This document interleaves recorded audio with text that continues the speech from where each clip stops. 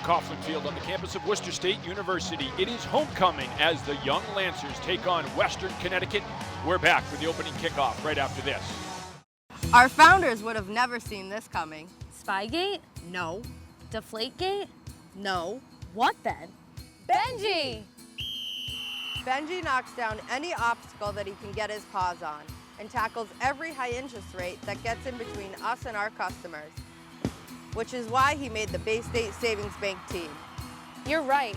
They would have never seen Benji coming, but I'm sure they're glad he came. Bay State Savings Bank. We take banking personally.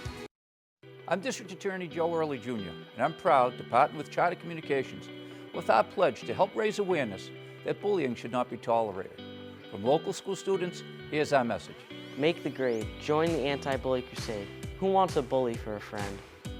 We need to foster safe environments for students in their schools and communities. Join the anti-bully crusade. Take a stand to lend a hand. Don't be a bully. Presented by the law offices of Joseph J. Cariglio. Crusader Nation, your Holy Cross football team is on the rise. Our accomplishments in 2018 didn't happen by accident. They were the result of hundreds of hours of work in the weight room, in the film room, on the practice field, and on game day. Our highest finish in the Patriot League since 2009? That happened. The largest comeback in program history? That happened. And the kick is through! Holy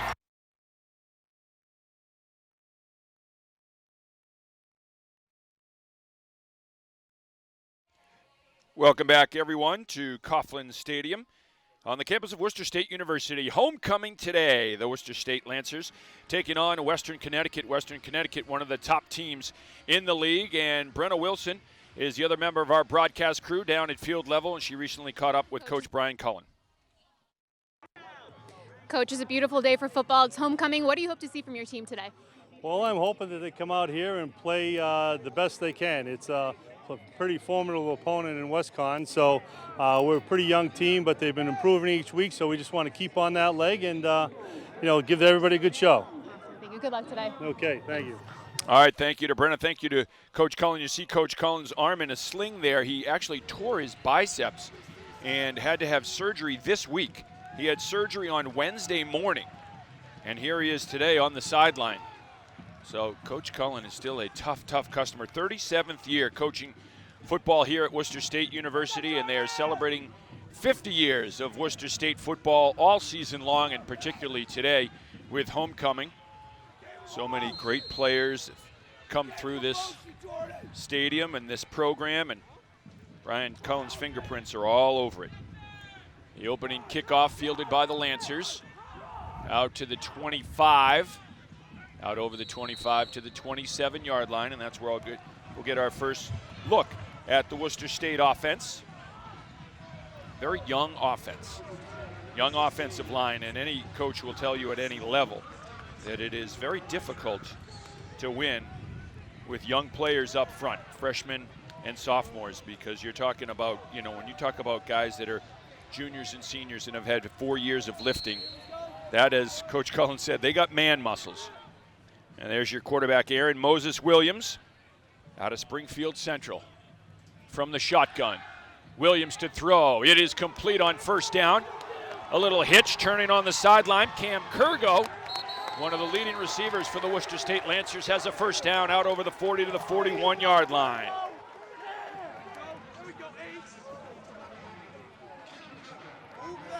Kurgo with a nice route. Second on the team in receptions. Third in receiving yards coming into today. He's got the only touchdown reception this season. Williams again to Kurgo, little slip screen. Great play call. I like the call out there. Short, controlled passes. Gives your offensive line, they don't have to hold the fort for a long time period. Kurgo's got some sure hands. Pickup of 3.5 on the play. Aaron Moses Williams, he can run the ball as well. He's a dual threat. Western Connecticut rushing 4. They stunt up front. Williams is going to run. He's got a fullback in front of him, and he dances out of bounds near midfield. He'll be about 2 yards shy of a first down, but third down and a manageable 2.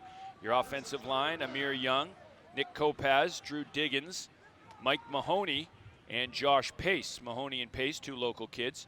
Amir Mells, the running back. Colin Robinson, another local kid. Cam Kurgo, Kyler Brown, and Jordan Choquette, the receiving corps. Choquette, a local kid as well. Played at Tantascwa for Joe Beveridge. Joe Beveridge, one of the assistant coaches for Brian Cullen. 3rd and 2. Amir Mells is in the backfield. Here comes the blitz up the middle, and both inside linebackers were coming. It was a good call by the defense, and they were able to snuff that play out for a loss of 1.5 yards. So it brings up 4th down. Williams wants to go for it.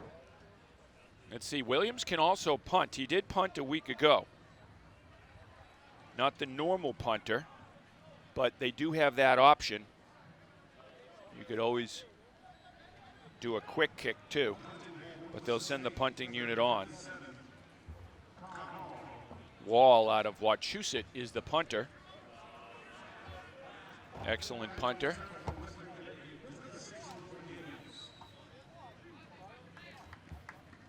Will Daniels is back deep to receive, and the punt was partially blocked. Wall got drilled, but because it was blocked, it's a beautiful punt. Rolls down to the 12-yard line. So an excellent punt by Wall. He took a shot too.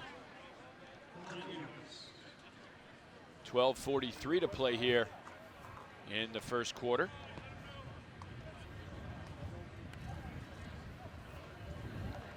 Western Connecticut.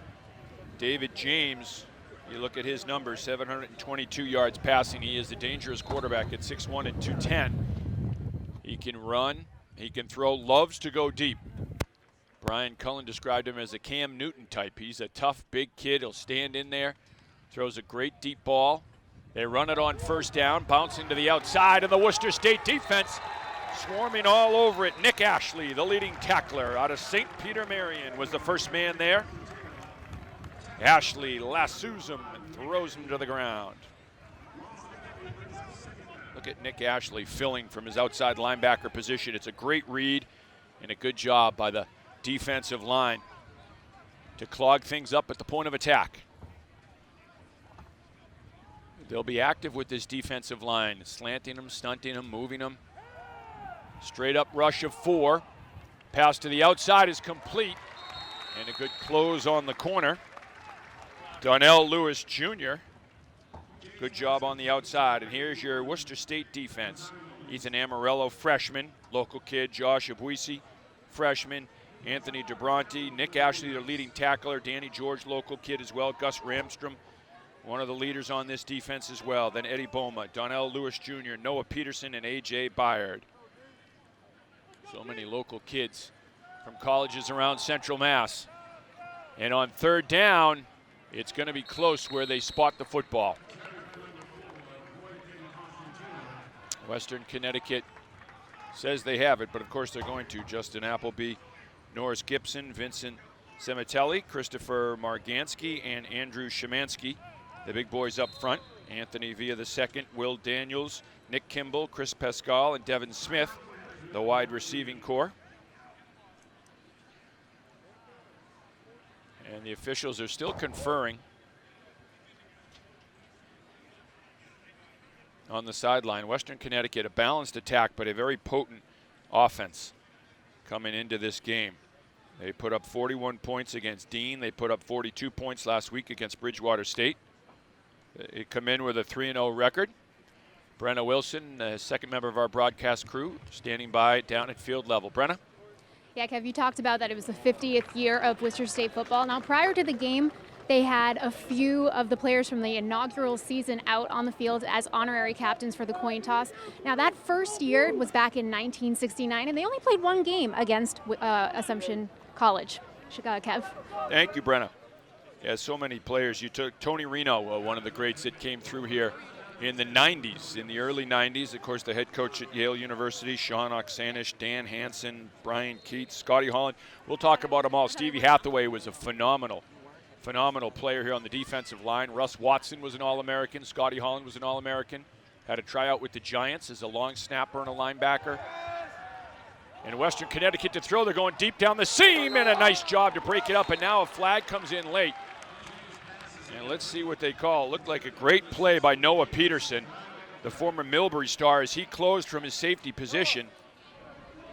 But again, now with this targeting rule and the defenseless receivers, see what the officials call.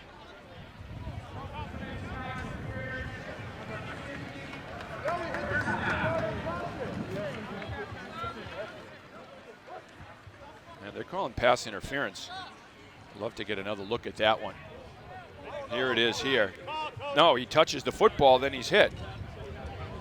So that's a tough call. That's a tough call if you're Worcester State, because you can see right there the receiver touches the ball, it tips off his hands, and then Peterson comes in. It's a well-timed play by Peterson to break it up.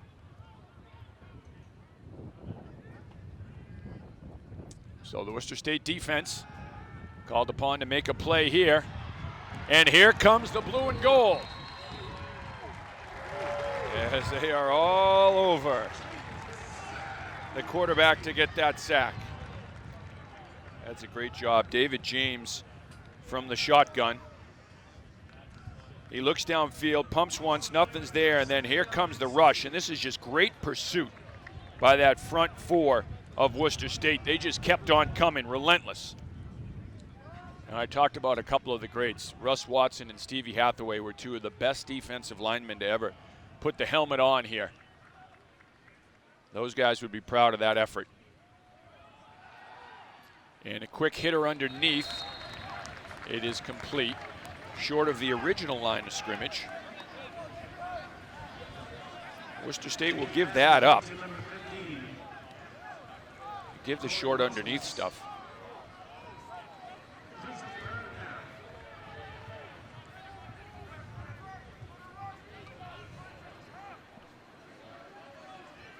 Third down and 12. David James from the shotgun has some time, rolls to his left, buys some more time. Floats one deep down the sideline and too tall for the intended receiver. Nick Kimball was the target. A good stand by that Worcester State defense. And now see if the Lancers can make a play on special teams.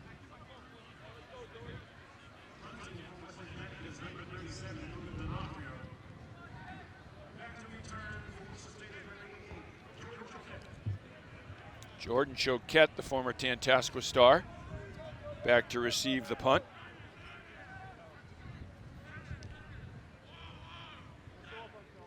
Choquette averaging just over 8 yards per return. This is a booming punt.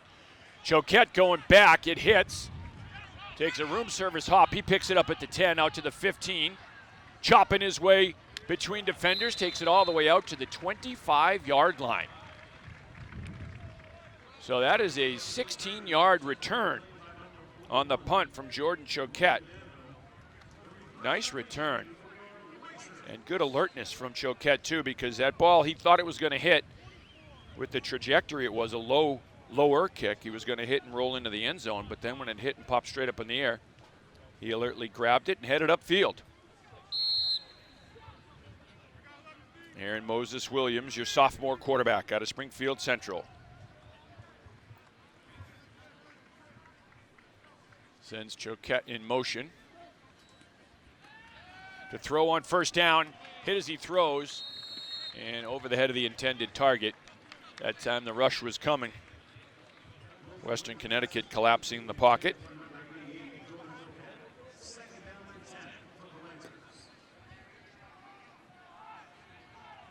Williams coming in, 51% on his throws, completion percentage. Western Connecticut showing blitz. They rush 4. Williams underneath, and it is incomplete. He fired a dart. And the defensive line, Malik Dawkins, they got some big boys up front. Nicholas Leary, Vincent Scancarello, Derek Jones, and Deja Fitzpatrick. And in the secondary, it's Bailey, Abate Witherspoon, and Thornburg. A veteran group back there in the defensive backfield. 3rd and 10. Williams looks over to the sideline. 4 wide receivers set, 3 to the near side, 1 to the far side. Williams changing the play. He's got 4 seconds on the play clock. Williams underneath on a crossing route. Just couldn't outrun the coverage. Good call, though, underneath. Hoping that you would catch the defense in man coverage and let them just keep on running. There's a good quick hitter underneath to Kyler Brown. But the defense did a great job with it. But that's one of those plays, if you hit that right and they're in man coverage and guys have their back to the line of scrimmage because they're chasing the receivers deep down the seams, you get vertical routes. That crossing route underneath, you'd have a lot of room to run. And here comes a jailbreak again. This time they bang into Wall. They did not touch it. So Worcester State's going to get a first down. Get that down there, John. Wall is going to be sore tomorrow. He's been hit on both of his punts so far today. But this one's going to help Worcester State out. This is taking one for the team, Kyle Wall.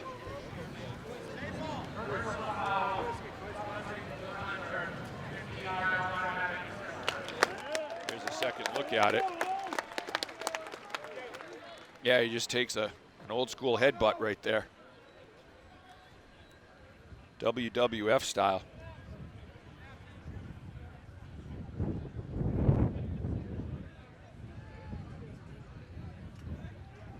So here comes the offense back onto the field. Moses Williams directing the attack.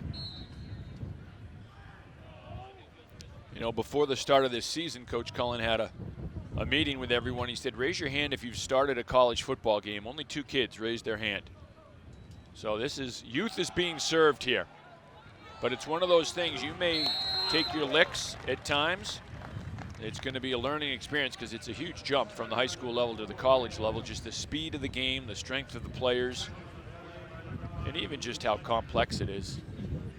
But when you start to figure it out and the game slows down a little bit for you and then you get a year or 2 under your belt and a little stronger, a little more weight on, this is a good group, and that's what he was saying. We just got to keep this group together. It's a good group of kids.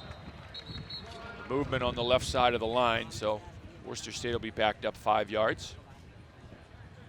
Now they'll be looking at about a 2nd down and 12.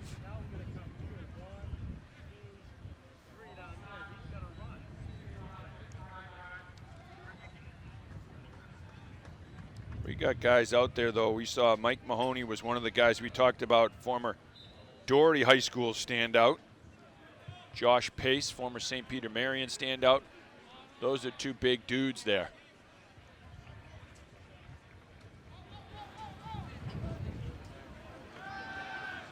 Williams throws a dart, complete, still on his feet.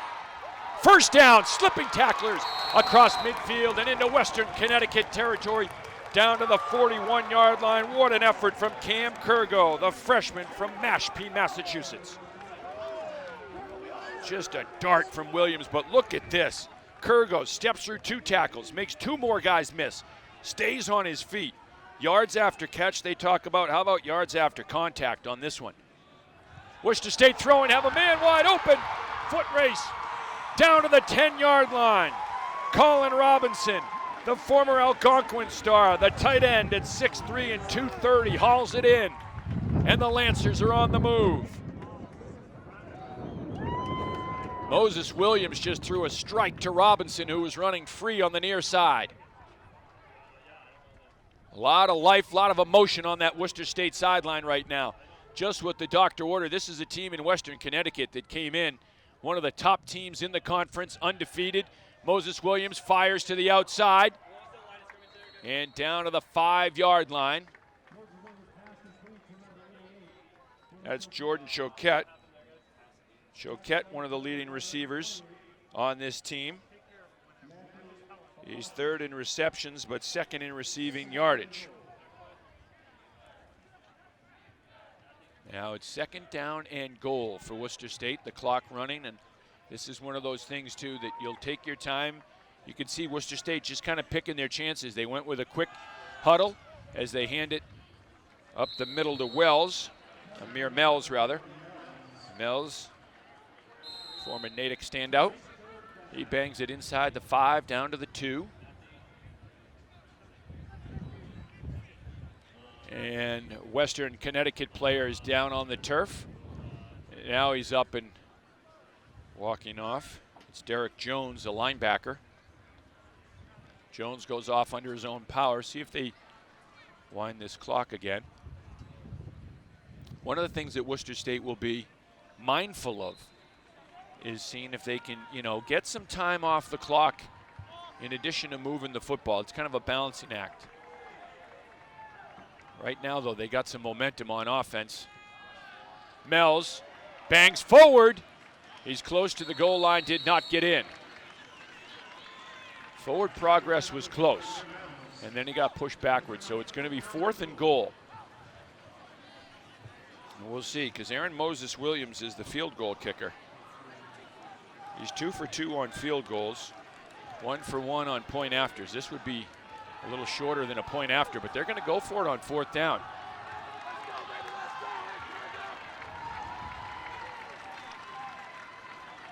It's a quarterback sneak, and he plows into the end zone. We still haven't had an official call. There it is. Finally, it's official. Aaron Moses Williams with a great push up front from that offensive line. Plows into the end zone, and the Lancers have struck first. It's 6-0 Worcester State here on homecoming.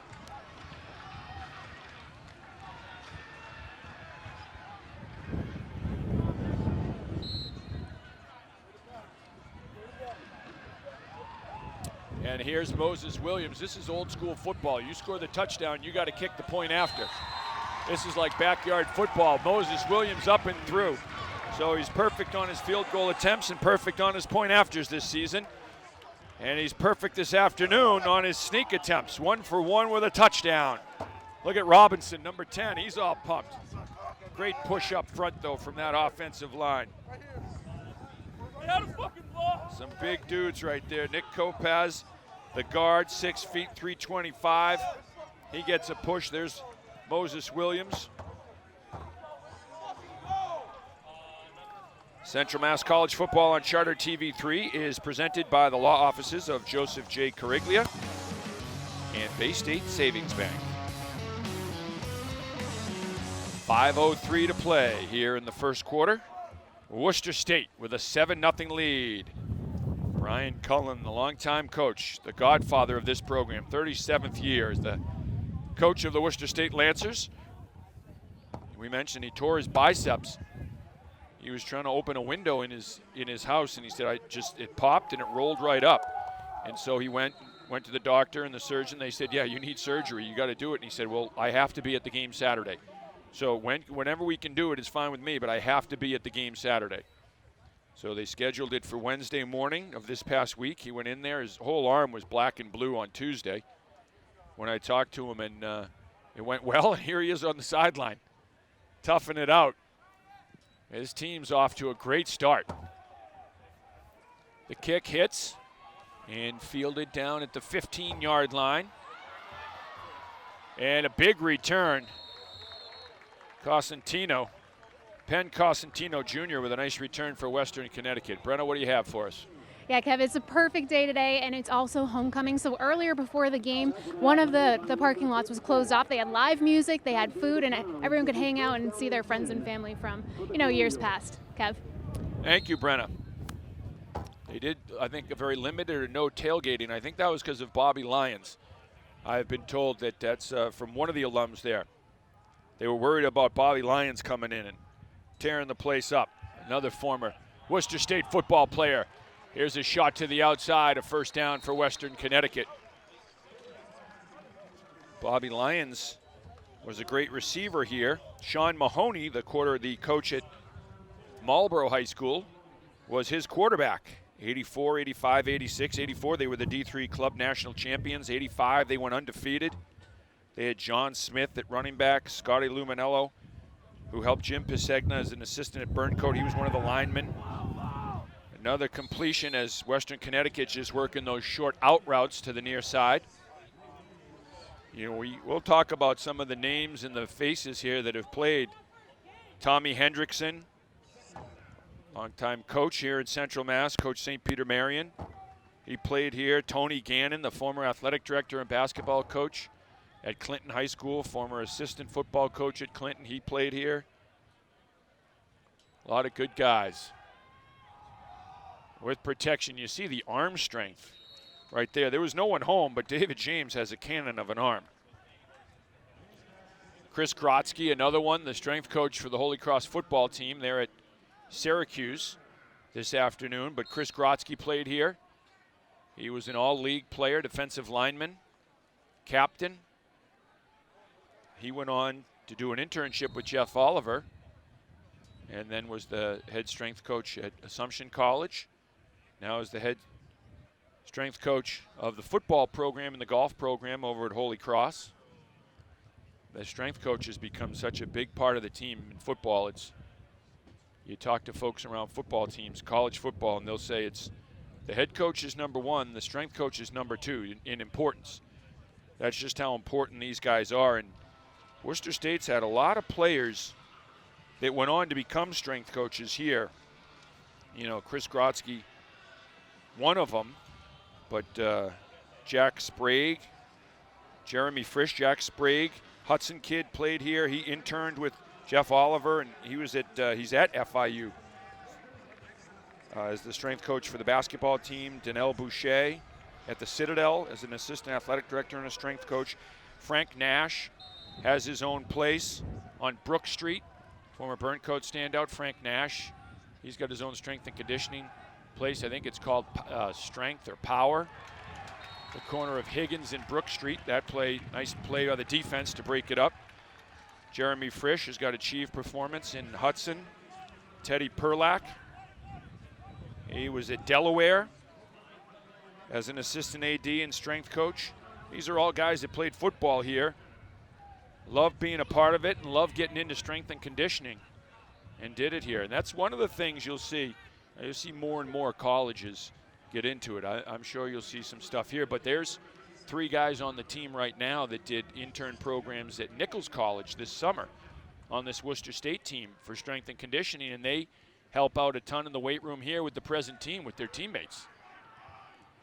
So these guys getting an early start on their career by helping out their teammates, and it's a big part of it. They lift twice a week here during the season. But if you don't, you're losing that strength. You work all summer long and all spring to try to get faster and stronger, and the season takes such a physical toll on you. You can lose weight and lose strength, and that strength and conditioning is such a big part of staying healthy and also being effective week to week.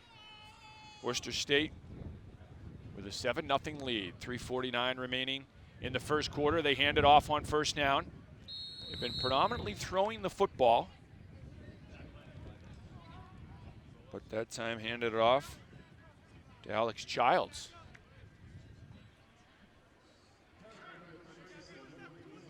Well, that was William McGlynn. They do have Childs out there. He'll get the ball too, former standout at Neshoba. And let's see who jumped first. The offensive line saying that the defensive line jumped first, and of course the defense is pointing fingers the other way. Everyone becomes a lawyer at this point. This one goes on the offense. So they'll march him back 5 yards.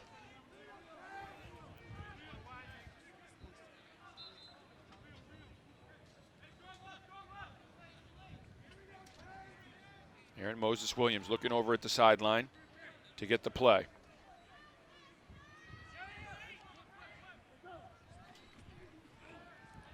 Quick hitter screen to the right side. Great call.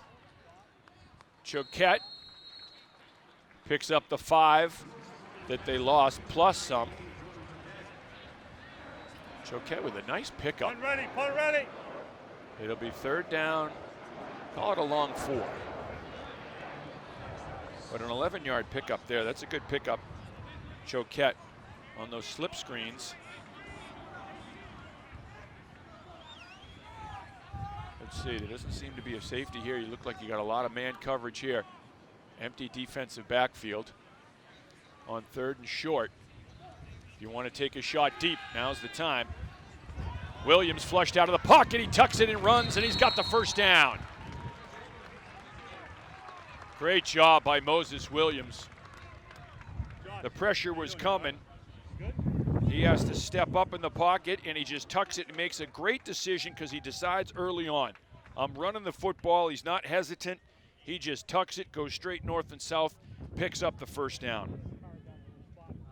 And with the man coverage, too, on those receivers, that time on all four, you have guys that are worried about their receivers so they're turned their back to the play, so it takes them a little while to get up and help. Here comes a blitz from the outside, and a flag flies.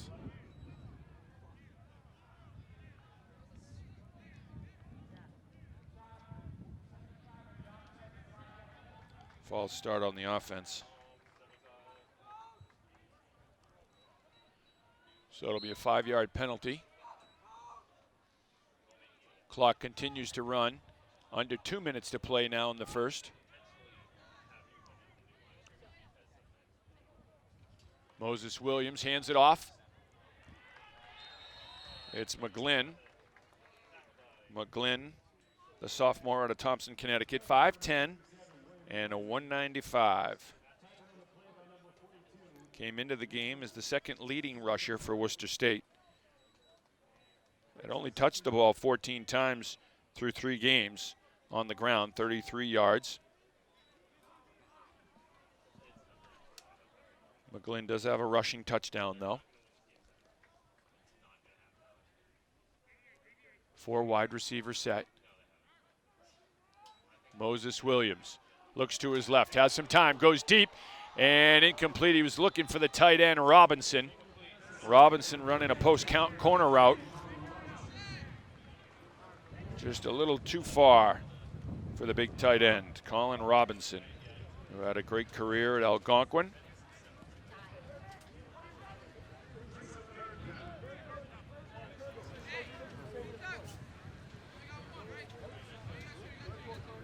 Third down and 16. Here we go.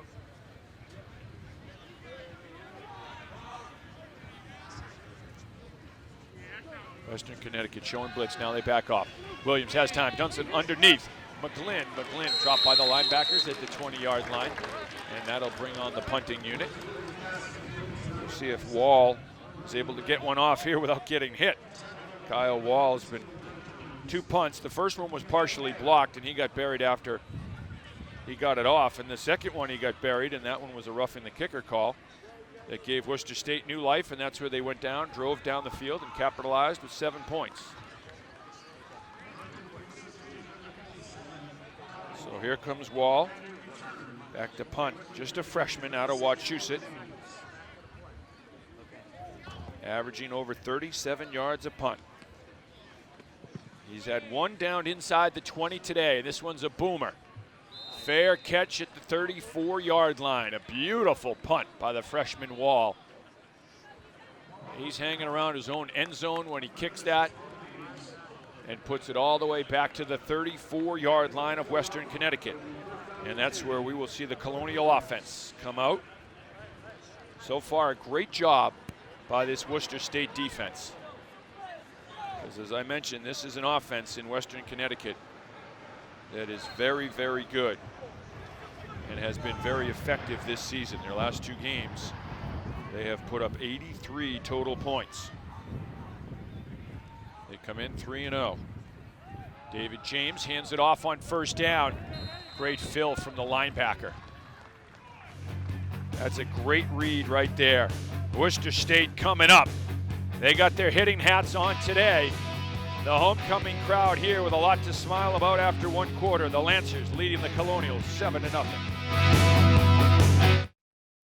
I'm District Attorney Joe Early Jr., and I'm proud to partner with Charter Communications with our pledge to help raise awareness that bullying should not be tolerated. From local school students, here's our message. Step up so others won't get stepped on. Take a stand and lend a hand. We need to foster safe environments for students in their schools and communities. Join the Anti-Bully Crusade. Take a stand to lend a hand. Don't be a bully. Presented by the law offices of Joseph J. Coriglio. Our founders would have never seen this coming. Spygate? No. Deflategate? No. What then? Benji! Benji knocks down any obstacle that he can get his paws on and tackles every high interest rate that gets in between us and our customers, which is why he made the Bay State Savings Bank team. You're right. They would have never seen Benji coming, but I'm sure they're glad he came. Bay State Savings Bank. We take banking personally. Welcome back, everyone. Next week we'll be at Assumption College. Bentley taking on the Hounds at high noon. And we're going to have to open up the second headset here. We got the Associate Athletic Director, John Meany, former football standout at Middlebury College, joining us now. John, first, how about that? I don't know how much of the first quarter you got to see because you're running around with a ton of other duties, but how about the play of the Lancers in the first quarter against the top team in the league? Listen, they did a great job just kind of taking what was there for them. They had a nice rhythm coming out of the gate. So from what I did get to see in the first quarter, they were just kind of popping it down the field. A little bit unexpected. I thought they were going to kind of grind the clock a little bit, but they were playing quick, moving the ball, getting a rhythm down the field. Yeah, and the defense so far, this is a good Western Connecticut offense. James escapes the pressure, still on his feet, fires, and it's broken up. Great defense downfield, and how about the defensive secondary holding coverage for that long? That was, 6 seconds at least? They're doing a great job, and the line up front's getting a push too. So that's just great defense by the Lancers as they sort of, go against this formidable WestCon offense. Yeah, Western Connecticut is 120 kids on the roster. They got 61 kids from New York and New Jersey. They do a thing where they offer in-state tuition to kids from New York and New Jersey, so that certainly helps recruiting-wise. But this Worcester State, man, this defense is getting after it, and offensively, I love the calls too, John, with the those short little bubble screens or slip screens, Sure. High possession passes. Yep. And that just helps you keep the ball moving down the field. I mean, you don't need to get 15, 20 a pop. You just need to get three or four, keep the clock moving, and you can drive the ball down the field. It's tough, regardless of how good these guys are at this level, to really get up in someone's face and be able to blanket them within 3 or 5 yards of the line of scrimmage. So it's a great strategy to this point. And you played college football yourself. Talk about how big of a jump it is, especially for the linemen, too. I mean, it's big at any position, but for a freshman lineman to go up against a junior, senior is the difference between the boy muscles and the man muscles. Listen, it's absolutely, when you start talking about, I mean, every school does this. The first day of practice is, this is an all-star team. You're on an all-star team, regardless of how good your college team actually is. So when you broken up play. Yeah, So when you are talking about 17 or 18-year-old freshman playing against a 22, 23-year-old senior, regardless of skill, there's just a physical difference there. Yeah, that's Zach Roberts, 22, kid. Played at Northbridge High School. That time he had to become the defensive back and come back and knock it down. But, it's one of those things, too, and you can see, obviously, different high schools, you get different coaching, but clearly he's a young kid too, but coached well that he knows as a freshman, I got to come back. This thing's underthrown. I got to break it up. Yep, absolutely. In a lot of ways, we talk about the physical difference between kids, but in a lot of ways, the game isn't really that complicated. It's a game of individual matchups and playing in unison so that, you can have, if 10 out of 11 do a play the right way, you're going to have a problem. But if 11 and 11 do it the right way, play positionally correct, you're going to be all right. Yeah, that's a big thing. Like you said, at any level, whether you're talking about Pop Warner, whether you're talking about high school, college, or the NFL. Bill Belichick always talks about that, of making teams, not giving up big plays and playing that field position battle, making a team drive the length of the field on you. That can the team do that consistently without hurting themselves with either unforced errors or just making mistakes, physical or mental. Kev, that's absolutely right. As a newly minted 4th and 5th grade flag football coach, that's exactly what I preach to the kids. It's hard. It's just hard. Hard to do it. And I know you're a taskmaster. Absolutely. I've covered some of your games and your press conferences. You don't reveal much in the aftermath, whether you win or lose. You can't tell from your demeanor. Yeah, we're on to the Bengals. Yep, that's exactly right. On to the Sterling Bengals. Yeah. On to exactly. the Southborough Tigers. Exactly. You mentioned, the recruiting sort of circle of Western Connecticut. That's always been a big thing. When they were, I think they were in the NJAC at one point before they joined the MassCAC football. Look at Wall, still on his feet. Oh, he's close. He got the first down. I think you got it. Oh, man. What a play by Wall. Look at your son. Your son is going bananas. I love it. Your son's jumping up. That thing's going to cave in. Athletic department's going to need a, that's going to be like a Flintstone car. You're going to have to just take the roof right off it. Look at Wall. He's on the run here. It's like Australian rules football. You think he's going to try to kick it, and then he runs out of room. He's like, all right, I'm over the line of scrimmage. I just got to keep going. Take that. Move the chains. He just rode the wave. How about his day so far? So his first 2 punts, the first one got partially blocked, and then he got drilled. The second one he got drilled and got the roughing the punter pass penalty on it, and that was the drive that led to the touchdown. And then here he has a low snap, picks it up, and rumbles for 16, 17 yards and a first down. But with a young team now, you get another possession. You can kind of keep the clock moving. Even if you get 1 or 2 first downs here and able to flip that field position. Absolutely. And we were talking about the first couple of drives. I am surprised that Worcester State didn't try to shorten this game a little bit, reduce the number of possessions. But between that roughing the punter and then converting that right there, nothing but, getting that clock ticking is going to help them. Moses Williams looks to the sideline, changes the play. Western Connecticut giving some space to those receivers underneath. As you said, it's hard to get right up on their face and play that tight press coverage. So they're giving some space, and that's a great call. When they're backing off 4 or 5 yards, just those little hitch routes, a little seam route, a high percentage pass. Absolutely. It's just as good as a run. Right now, you got that offense is flowing right now. Now, this is a big third down. If you can get a first down here, you got good field position. It's 3rd and 5 right now. Western Connecticut's going to rush 4. The screen up top, second effort, third effort. It's going to be just a little bit short. Cam Kurgo on the reception. But I like how these receivers fight for extra yards, all of them. That was great. He almost got that on the second effort. Yeah. He stretched the football. You can see how close it is. Cam Kurgo, this is a hot day, though, too. This is one of those times where when you look at the roster and, skill guys don't usually like to come out of the game, but in the second half, the turf, whatever it is, if it's 80 degrees outside, it's probably about 90 on the turf, 95. One of the Worcester State players is down on the ground, being tended to by the training staff. But this is where the depth comes in, too, where you need, in a perfect world, you have over 100 guys in your program just in terms of for practice, for your individual skill groups to practice, and then for just as a whole to be able to go scout team and things like that. No, absolutely. And I think at the end of last year, there was a lot of transition in the roster through the second half of the 2018 season. And the coaches did a good job sort of reloading, but in doing that, you can't come and freshen up with another 80 kids. So I think they're doing it the right way. It might be a slower rebuild, but to get that roster larger but also stronger. Yep.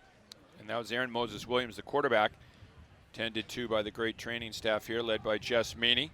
It'll be 4th and inches. Stephen Miranda, the junior out of Hudson, Massachusetts, now comes on at quarterback. This will be an interesting call. They're right there. Let's see. It looks like the punt team is huddling up around Coach Cullen.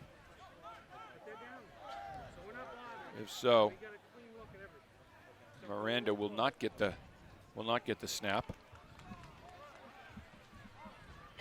Or is he pulling him off now?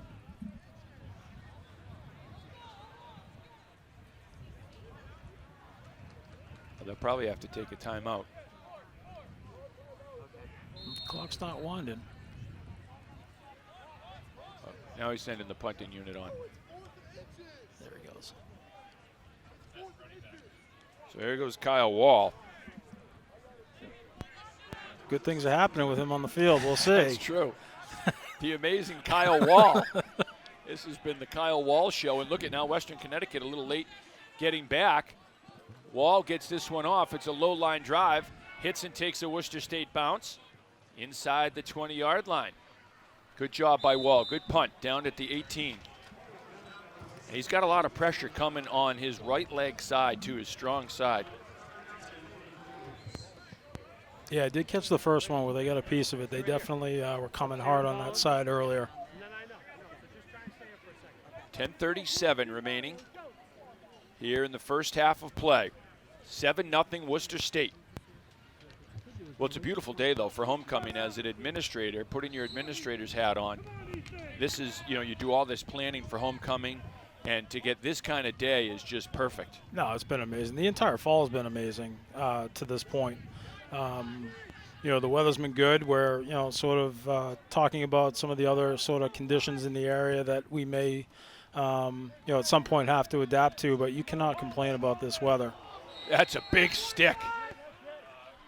That's a great shot. Is that Gus Ramstrom coming up? It was. The linebacker from Natick just came up like a guided missile. And this is on the option. That's great. That's a great play to just read and react. What'd you play on in college? Did you play offense or defense in college? I played offense, but we ran a kind of a wing T triple option type offense. So we were running the ball. You were moving. Yeah. Well, it's hard to defend. Teams don't see a lot of it. Throw the outside. Well covered. Eddie Boma, the former standout at North High School, was right there, step for step with the receiver. And if that ball had been on target, Boma probably would have picked it off. Well, Western Connecticut throws the option in there. Every once in a while you throw something like that and just give the defense a different look and something else to kind of think about. Big third down right now, 3rd and 8.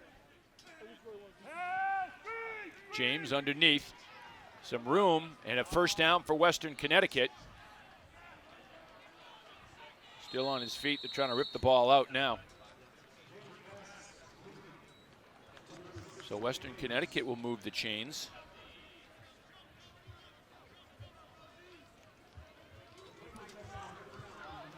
Good job. James looks to his left, looks the defense off. Just enough to give the offensive line a little time, too, to get out in front of that, too, and lead the way.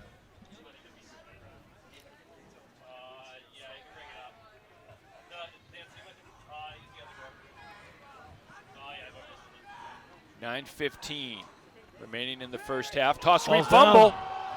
Loose football. Western, it's Worcester State's got it, and it's Ashley. Nick Ashley comes up with the fumble recovery. St. Peter Marion making a big play. This one hit the turf right away. And then it popped up. I think he took a peek on that pitch. He took a peek up, see where he was going to go. Look at Ashley battling. That's great. Ashley was battling too, trying to get off a block, and it just popped right up in the air. Great awareness by Nick Ashley. Leading tackler on the team. He's got a fumble recovery now. And Worcester State going for it on first down. They go up top. And it's incomplete. Brenna Wilson's joining us on the field all game long. Brenna, what do you have? Yeah, the sideline has been getting really ramped up. Every time there's a bigger play, the guys are getting excited, and that kind of turns up the fans as well in the crowd, guys. Thank you, Brenna. That's the second fumble recovery this season for Nick Ashley. The defense. It's not the worst idea to take that crack down the field. It is. It's been there a couple of times. They haven't connected yet. But yeah, if nothing else, you loosen the defense up. Sure. Make them keep a safety high. Maybe get those defensive backs moving back a little bit. It just sort of reopens those short passes again. Moses Williams slips out of the pocket and gets forward. Good scramble for 5 yards on first down. Williams showing some good poise and some good elusiveness too. He makes a quick decision too of when he's going to run, like, all right, I'm going, and then he tucks it and goes. No, that's a great job by him, because sometimes you see kids sort of getting a look at what's going on, ESPN, stuff like that, and they start dancing back there, but you're better off just taking what's there and moving on to the next play. Williams does that, picks up 5, second down and 5 for Worcester State. They have the ball and the lead. 8:15 to play. Here's Wells to the side. First and goal for Worcester State University. Bumped out of bounds inside the 5-yard line. Amir Mells, 5'9" and 205, and he's got some speed. Pull the guard and the tackle. Mells, some hard charging.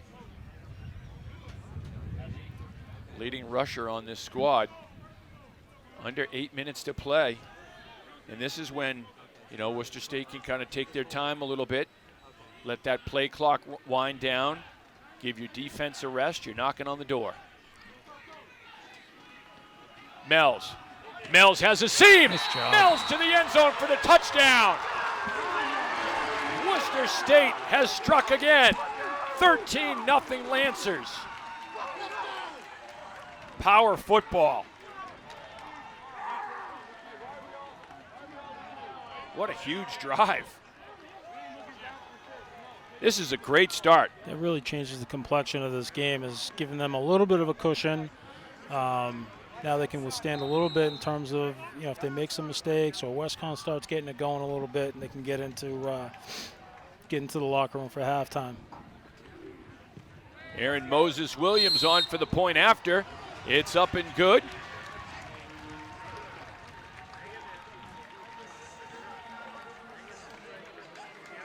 This is great. Just zone running.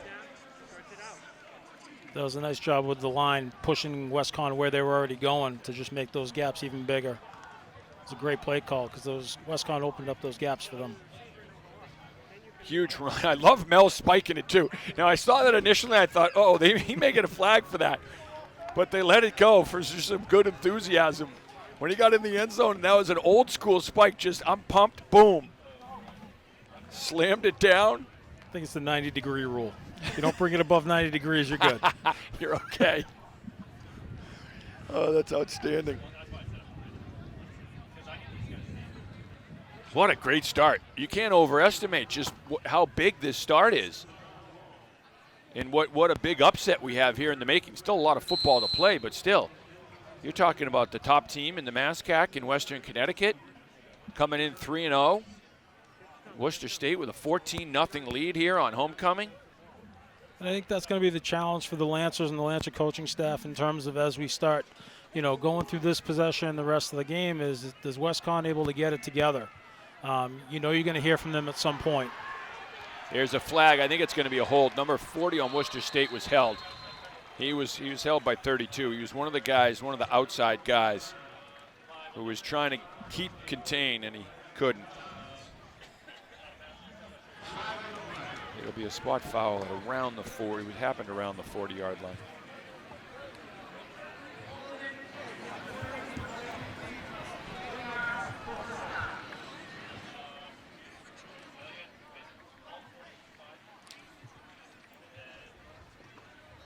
So they'll mark it back. Yeah, as you said, now this is if you're Worcester State, if you can hold the fort right here. Got to keep playing, though. Yep. Got to keep playing. You can't get conservative and start saying, okay, we're satisfied with what we have here. You got to keep the foot down.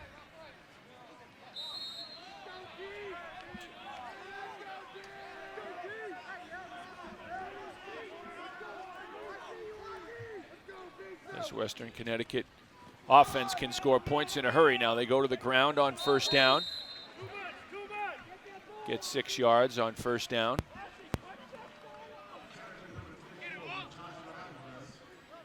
Joshua Alvarez on the carry.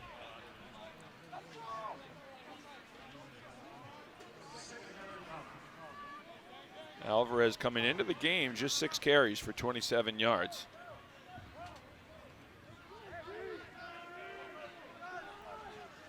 See what they dial up here out of the pistol formation.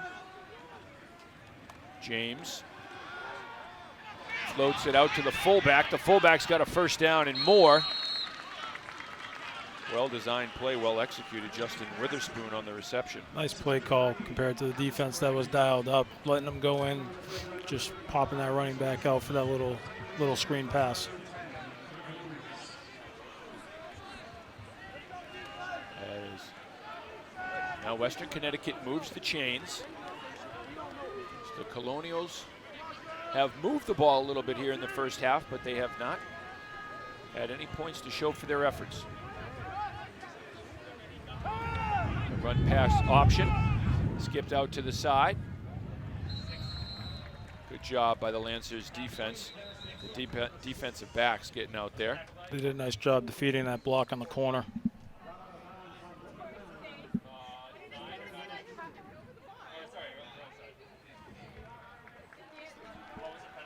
Penalty on the offense. You know, and everyone, we talked about Bill Belichick, everyone loves the do your job philosophy now, but essentially that's what it is when you look at the defensive backs there and just staying in your lane, keeping your contained, fighting off your block, not trying to do too much like I'm going to be a hero and go inside, because then the guy can get to the outside. Just I'm going to stay here where I am. I'm not going to give him an outside lane, and then you get that help. You get that support from your fellow defensive backs. No, absolutely. And a lot of these defenses are designed so that, you know, half the kids aren't designated to make the play. They're designed to blow the play up. Here they try this play. It worked well on the right side. They try Nice to the job. left side. Nothing doing. That's a great job. Sure-handed tackle. That's Gus Ramstrom on the tackle. And this is a good play, too, with the run-pass option. But you mentioned, here's Ramstrom, open field.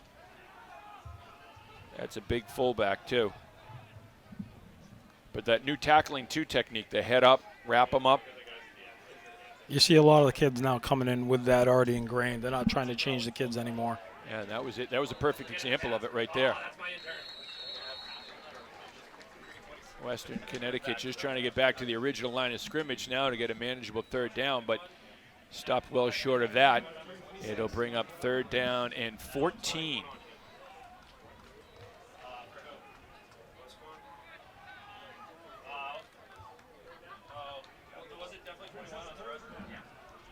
The challenge for Worcester State is to get that pressure from those 4 guys up front so you don't have to do a ton of blitzing and send linebackers. They've done a nice job so far, those 4 guys up front. 3rd down and long scenario. Lancers will rush 4. They hand it off and get 4 yards back to the original line of scrimmage, brings up 4th and 10.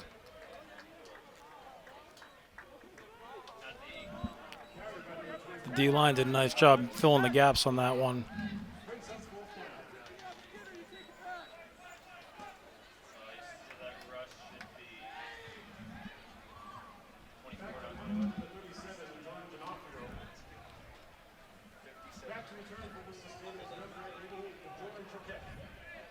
Choquette back deep to receive, former Tantascwa star. But that goes back to what we said about how difficult it is to move the ball down the field consistently, you know, on any team without making mistakes and being consistent with positive plays and yardage. A couple penalties there hurt Western Connecticut. They had some good plays. They had a couple good, that would have been first downs, but a couple of those plays, then some good plays by the defense. And a short punt, and your offense is back with good field position. Absolutely.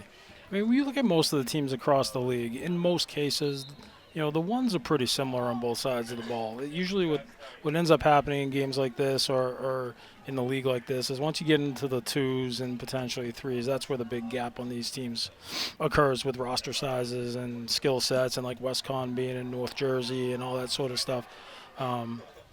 So the Lancers doing a great job kind of possessing it and grinding down here.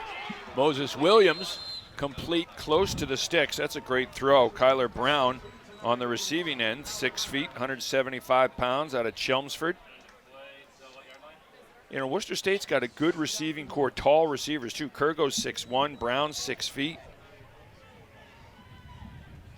2nd down and short. quick hitter, and this one's going to be dropped for a loss. This was to Brown. Western Connecticut, nice job defensively. Austin Thornburg on the tackle for a loss of 2.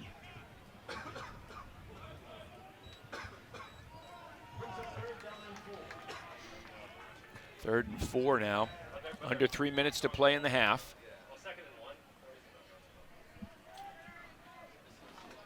Play clock's got plenty of time. 13 seconds. Moses Williams changing the play. Western Connecticut's going to rush 4. Williams now under pressure. Eludes the rush. Gets outside the pocket, but is dropped short of the first down. Looked like the whole thing was collapsing around him. He had a Houdini-like escape. But Western Connecticut, good pursuit to the football. Jonathan Fox makes the tackle. Westcon stop the clock there. See if they can preserve the last 2.5 here.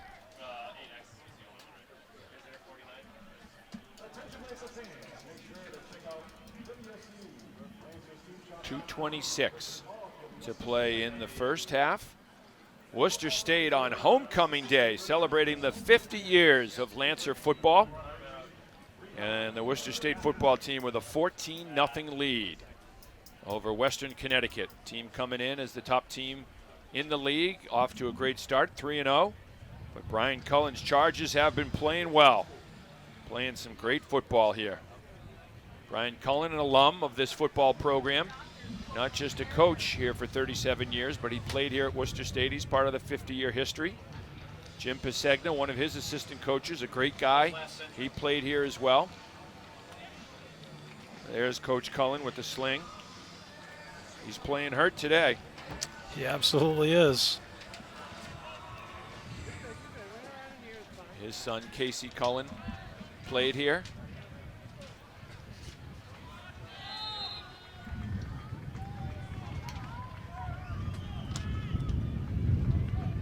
Worcester State's going to go for it on 4th and short. Now let's see, they're going to see if they can draw the defense offside. Moses Williams and the offense tried to. Thanks to John Meany. He's got to head out. He's got other duties here as the Associate Athletic Director. Thanks to you, John Meany. Great job here doing the color commentating. Former Middlebury football standout. And he's done a phenomenal job here at Worcester State University. Part of this whole building process, as you see the shot there of the stands, and you saw one of the new buildings, the new cafeteria building, and so many new residential halls here built on campus, academic buildings. Of course, the great new athletic competition center. Brand new turf this year. This stadium is almost brand new when you think of, it's a brand new track this year, brand new turf field. Just a phenomenal complex here. And then when you go inside and you have the brand new weight room and the competition court for basketball and volleyball. This campus is absolutely exploding right now. Phenomenal, phenomenal campus. Great institution. Fair catch at the 12-yard line. So another great job by Wall. Kyle Wall has had a phenomenal first half. Really, this entire football team has. You know, coaches talk about the 3 phases of the game, offense, defense, and special teams, and no one aspect is more important than the other. Even though special teams sometimes gets put on the side burner or doesn't get as much of the talking about as the offense or the defense will. The special teams is a big part of it, and the special teams for Worcester State today, particularly that punt group, has been outstanding, led by their punter, Kyle Wall. He got a roughing the punter penalty that led to a touchdown. Then he rushed for a first down on a short snap. Western Connecticut swings it out of the backfield, a circle route to the running back, Cosentino Jr., Penn Cosentino Jr., leading rusher on this team. They sling it out to him. He gets out of bounds, and the clock continues to run. Forward progress stopped while he was inbounds. So we're under 2 minutes to play in the first half. David James calling the signals for the Colonials. James has time, a lot of time. James hit from behind, and it's maybe a fumble. Scoop and score. Worcester State has caught lightning in a bottle. It's a touchdown for the Lancers. A lot of time, but then the hourglass ran dry and time ran out for the Western Connecticut quarterback. And the Lancers get the strip sack in Josh Abusi, the former standout at Doherty High School, with a scoop and score.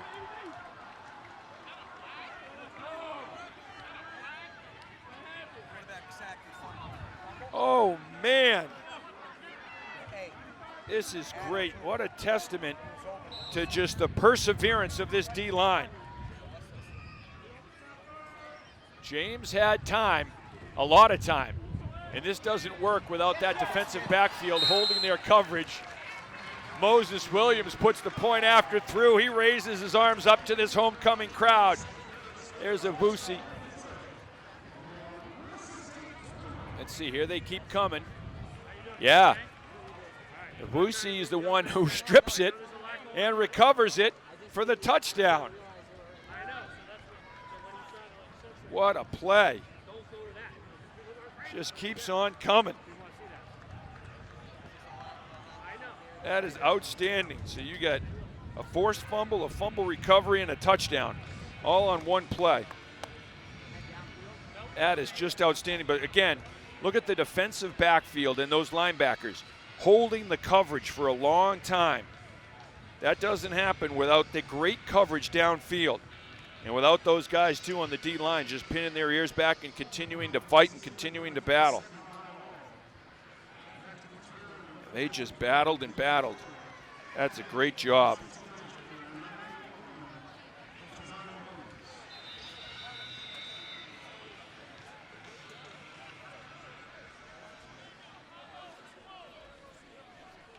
Doherty, we got all these local guys making great plays. Abisu comes up with one of the biggest. There he is, Josh Abisu, former Doherty star. Abisu with a strip sack and a scoop and score. That defense isn't going to get a long rest. They'll be back out on the field right after this kick. Abisu, 6'3", 235. He's just a freshman. You know, we talk about those freshmen going up against juniors and seniors, and he's one of them. Brian Cullen said this week he loves the kids he has, loves the group, loves the type of person they are more than anything else. He said the first thing is, I love these guys as people. You know, not football players, but who they are, the character of the kid that we have. He said we had to make sure that we had a good team, a team of good people, and that's what they got this year.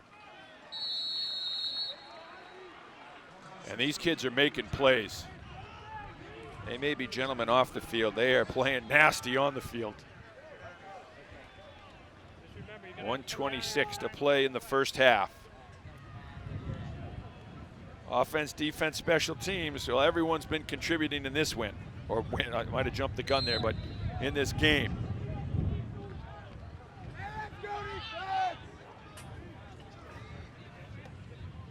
Western Connecticut deep down the seam, incomplete. A little behind and high for the intended receiver on a vertical seam route.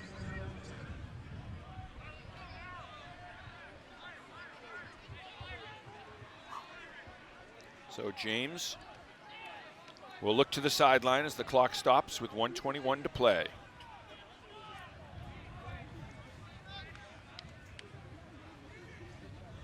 James from the shotgun.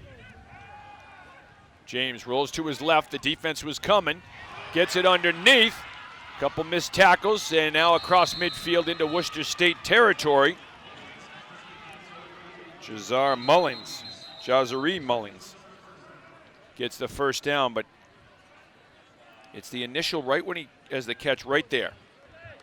The defense was coming hot on his heels, but he gets by him and gets across midfield and into Worcester State territory. And remember that Lancer defense, A.J. Byard, is down on the field. Sophomore, 5'10", 185 defensive back out of Lowell.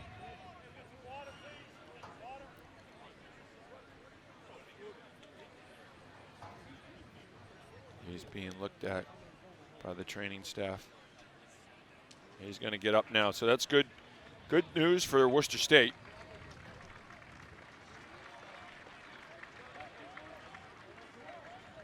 Fired up and walking off under his own power. You know, you talk to these guys too, the alums, of guys that played for Brian Cullen. It could have been 20 years ago they played for him, could have been 30 years ago, could have been 5 years ago. They all love Coach Cullen. They all talk about him so fondly. What he meant to them, what kind of a person he was, what kind of a coach he was to them. James just gets away from the rush, and he can't get away from it a third time. Anthony DeBronte got him. And let's see, it's probably going to be a hold, you would think, just because on the offense, just because that play took so long. Let's see. Now here's the call. Illegal hands to the face on the defensive line. So this will give Western Connecticut a few more yards. Under a minute to play here in the first half. 54 seconds to play in the first half.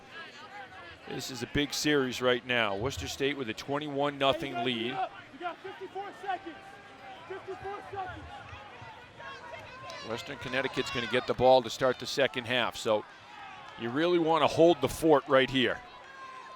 That's a big penalty. 15-yarder, first down, stops the clock. James to throw. He's got time, and it's complete to the 20-yard line. Corey Moskowitz on the receiving end.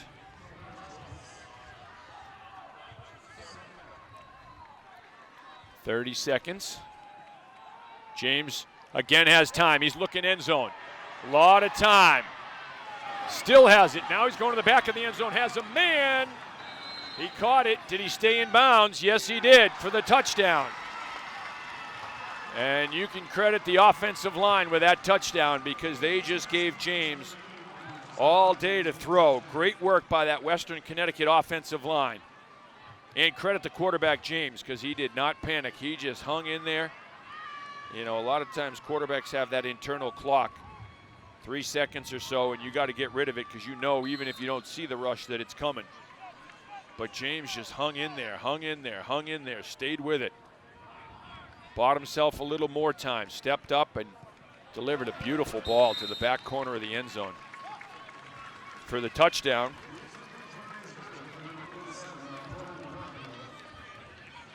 Jazari Mullins on the receiving end here, but this is just James getting great time.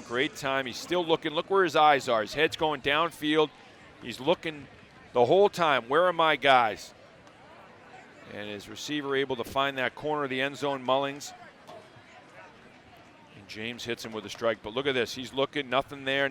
Going through his reads. Second, third, fourth option. Comes back. Goes deep to the corner of the end zone. That's a great play by that quarterback. Great play by James. You know, and this is why he's one of the top trigger men in the league. That's a big, big play by James, and it's a huge play in this game, as I mentioned. So now you score a touchdown with 19 seconds left in the half, and to start the second half, you're going to get the football. So you had the potential to be going into the locker room down by 3 scores.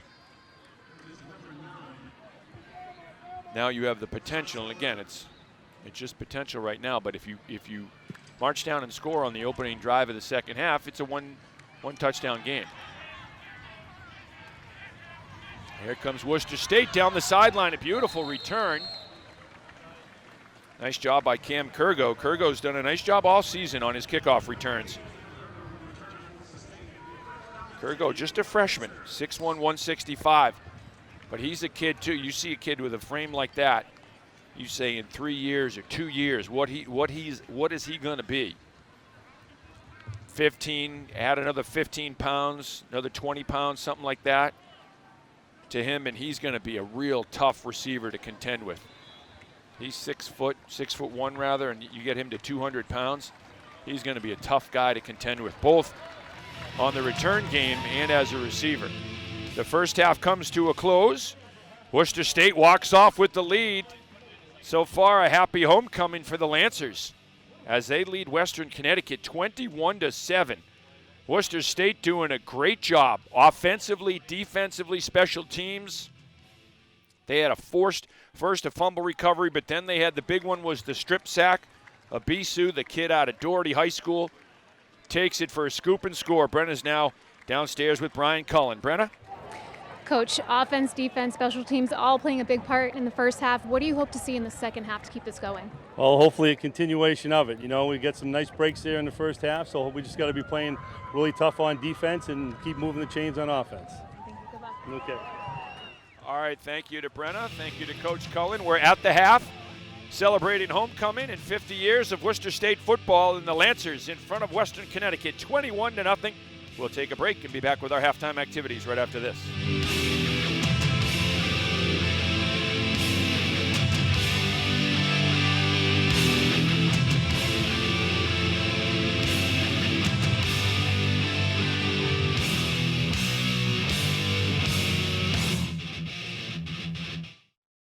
I'm District Attorney Joe Early Jr., and I'm proud to partner with Charter Communications with our pledge to help raise awareness that bullying should not be tolerated.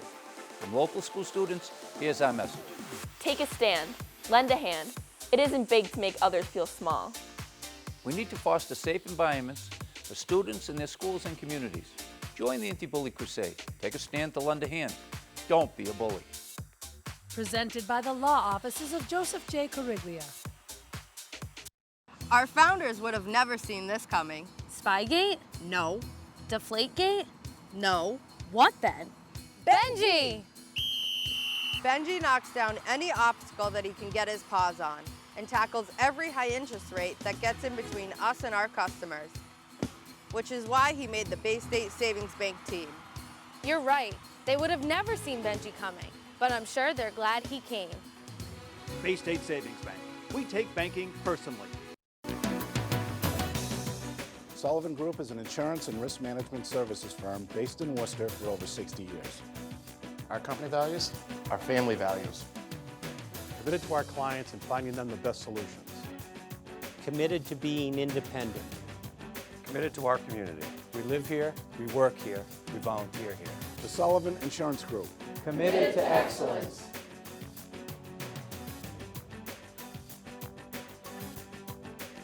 Hi, I'm Rich Salmon, GM of Bertera Nissan. Come join us for our 2019 clearance event. This is the all-new 2019 redesigned Nissan Altima, now available in all-wheel drive. Here we have the 2019 Nissan Kicks. Sporty, stylish, and incredibly fun to drive. If you work for UMass, Fallon, St. Gobain's, Wyman Gordon, or any of Worcester's largest employers, we'll take care of you with an additional discount up to $500.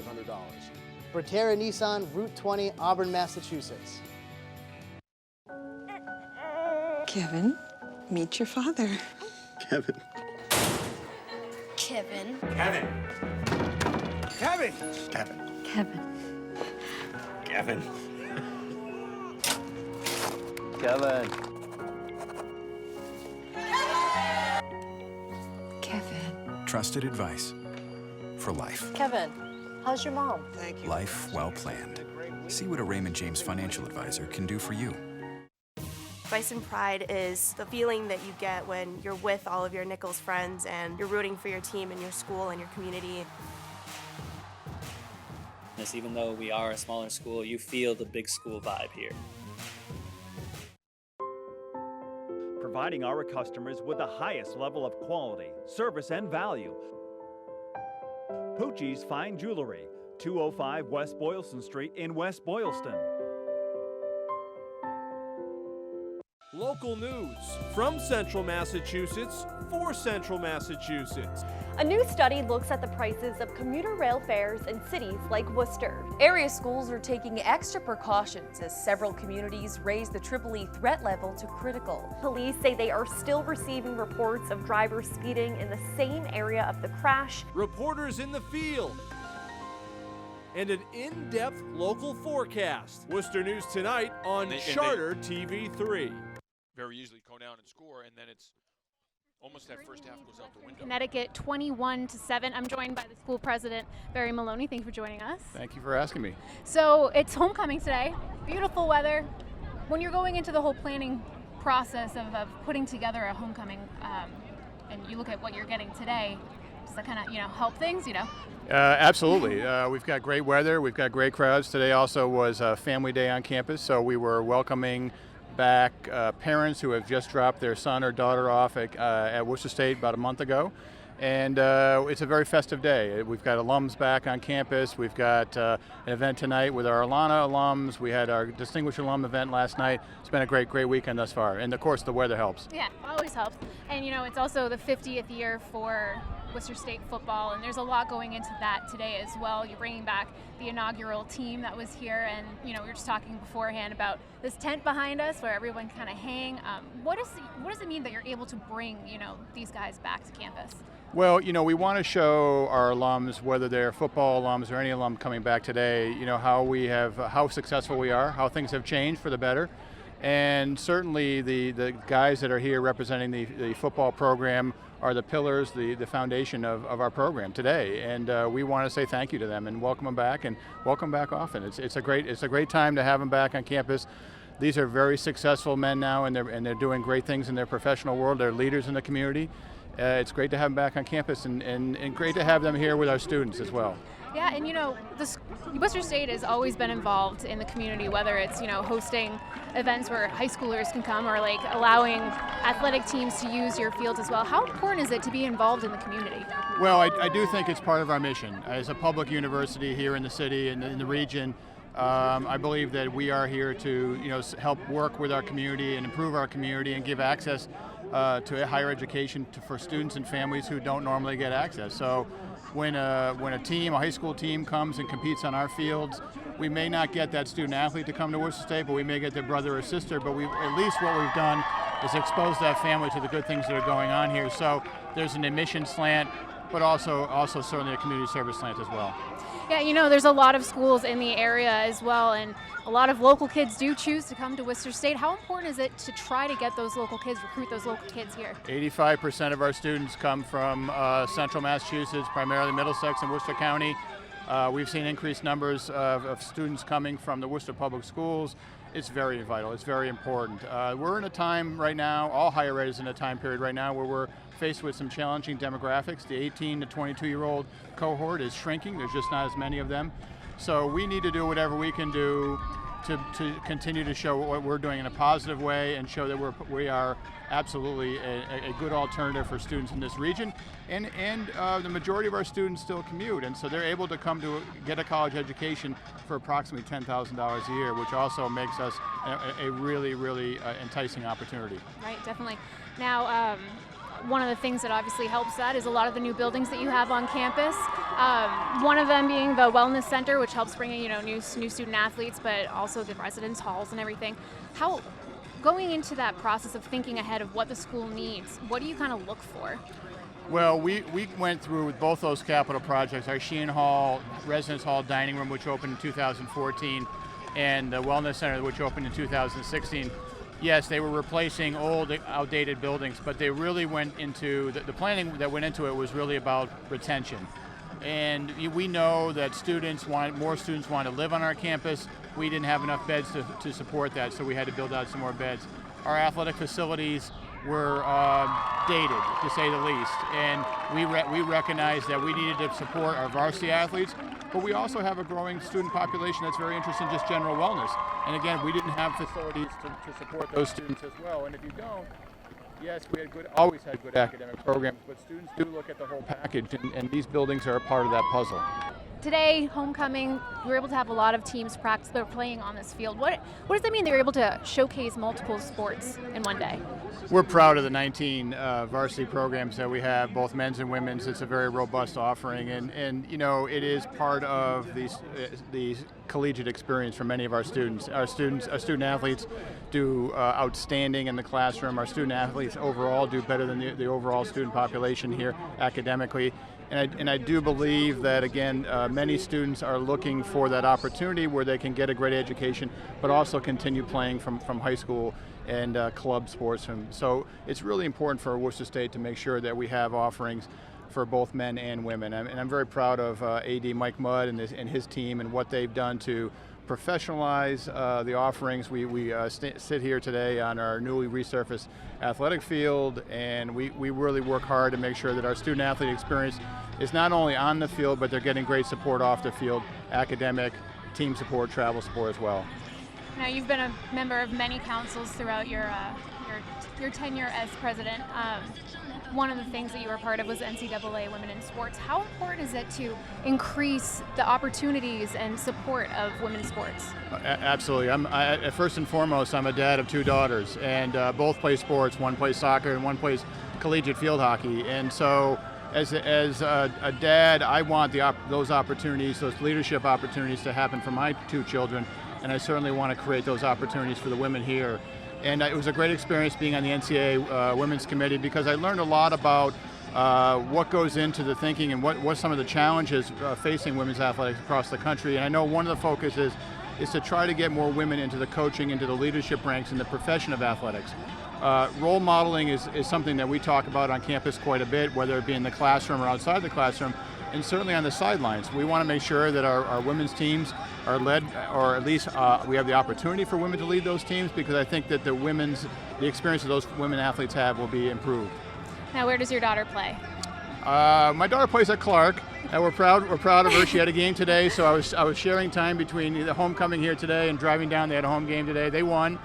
They beat Wheaton. We're very proud of her. And again, my other daughter is a high school junior at Doherty, playing soccer there. And again, athletics has been a big part of their life in the classroom as well as on the field. It's been a great leadership experience for them both. So you've been here for a few years now. What are some things that you've seen change and improve throughout the campus? We have made a concerted effort, aside from the facility stuff that we've talked about, we've really worked hard to make sure that we have as many full-time faculty teaching our students as possible. And it's an investment. It's something that you hear a lot about other colleges and universities moving away from and hiring more adjuncts. We certainly have a great core of adjuncts, but we've made it a point of emphasis to hire full-time faculty. I always benefited from the full-time faculty member who was able to not only provide excellent instruction in the classroom, but see me outside the classroom, maybe serve as an advisor, maybe be able to connect with me in other ways to advise me on different topics, graduate school and beyond. And you don't get that with a part-time adjunct, a part-time employee. And so we've really tried to, over my 8 years, make sure that we place an emphasis and significance on full-time instruction. That's something I'm really proud of. And it's been a huge piece of the improved retention that we've had at Worcester State. Now, looking to the future, what are some things that you hope to see at the school? Well, we're working now on a new strategic plan, which doesn't sound all that exciting, but internally it's really important, because I think it's a plan that's going to keep work in a way that's going to help us deal with that demographic change that I mentioned earlier. So we're putting together some strategies and things in place to help us guide us through the next 5 to 10 years. That's something that's in the near term. I certainly would like to continue to broaden our experiences where we send students abroad. The world is a shrinking place. The market is one that students need to be exposed to outside of the state of Massachusetts, and so many of our companies that reside here in the Commonwealth have holdings across the globe. And I know that our students, as I mentioned, who come so much from Central Mass, need to have that exposure. So that's going to be a point of emphasis as well. We hope to expand internship offerings too, but there's a lot of things that all that stuff will be kind of embedded in our next strategic plan. Awesome. Well, we'll be looking forward to that. Thank you so much for joining us. Oh, thank you for the opportunity. I enjoyed the time. We'll have more after for you.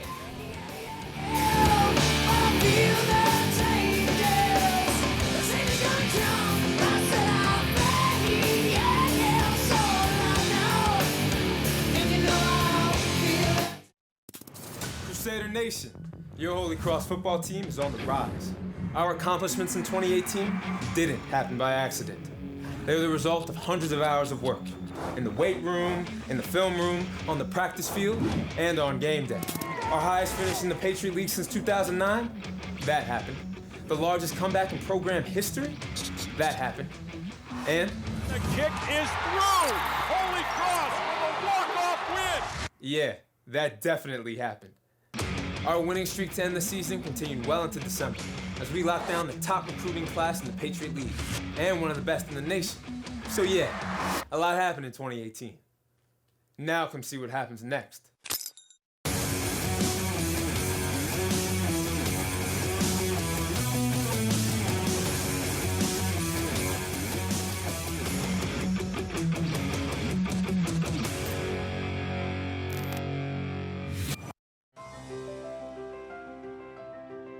Milford Federal Bank has been part of our community's history, honoring local traditions, supporting local causes, and caring about local issues since 1887.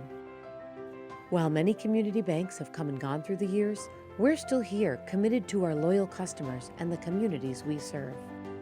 We're Milford Federal Bank, your community, your bank, your choice. Member FDIC, Equal Housing Lender.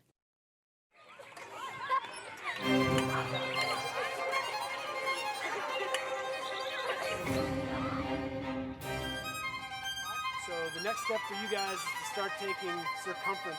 See where it's marked on beats 1 and 3 in that measure? Okay, good. Let's go one more time from the beginning. Here we go. Yeah. All right.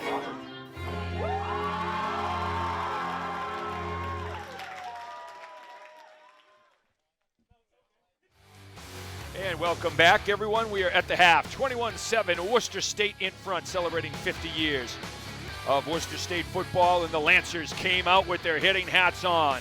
The defense swarming, sacking the Western Connecticut QB, and then Aaron Moses Williams going to work through the air, firing darts all over the field. Cam Kurgo on the receiving end of that one. There's Aaron Moses Williams on the QB sneak for the touchdown on 4th and goal to make it 7-0 Worcester State. Western Connecticut coming back as they are the top team in the league. And then the great day for Kyle Wall, the punter. He's had a very eventful day. There he scrambles for a first down. Defenders all over him. That was a big play in the drive. The fumble, and Nick Ashley, the former St. Peter Marian standout, recovers. Amir Mells plowing into the land of 6. Spiking it for emphasis, Gronkowski style. 14-0 Worcester State and that stingy Lancer defense. This awakens memories of past great Worcester State teams. Josh Abisu, the strip sack, the scoop and score, and Worcester State running out of the gate with a 21-0 lead. But right before the end of the half, David James, with great poise in the pocket, steps up and delivers a strike to the end zone. Western Connecticut gets on the board, and that is where we stand right now. 21-7, Worcester State. Look at the numbers here in the first half. And the Lancers, 150 yards of total offense. Great job throwing the football. Third down conversions, not a lot, but look at the fourth downs. 2 for 2 on fourth down conversions and time of possession. It's a young team, offensively and defensively. You want to win that battle, that time of possession battle. The Lancers did that in the first half by about 4 minutes. And their team has the lead right now, 21-7, but it is Western Connecticut that gets the ball to start the second half. So that defense will be called upon again. Dr. Dirk Baker, author of Auburn, a Baseball Town, in the house right here. And he's had some great guys too. He had Jason Grenier, one of the all-time great two-sport athletes in Worcester State history. Jason Grenier was a great linebacker here, and he was a great player for Dirk's teams. They went to the NCAAs, I believe, with Jason Grenier. Am I right? Oh, they were close to the NCAAs. They were like the old-school Oakland Raiders. They were a terror on the field and a terror off the field. He had Eric Swedberg. Sweds punted 1 year, I think, for the football team, and then one of the all-time greatest baseball players in Worcester State baseball history. Eric Swedberg out of Gardner. Sweds is the Auburn coach right now. Dave Lindbergh, Associate Athletic Director here at Worcester State University. Longtime Worcester State basketball coach. He played here, was a running back, a great running back for Worcester State in the early 90s. He had Bruce Pinto as one of his coaches. He had Tony Gannon as one of his coaches. Bruce Pinto is one of the assistants at Shrewsbury. And Bruce coached collegiately at Northeastern with Don Brown. He coached at WPI. He's coached all over the place. You know, talk about not only just the players, but the great coaching tree here at Worcester State University.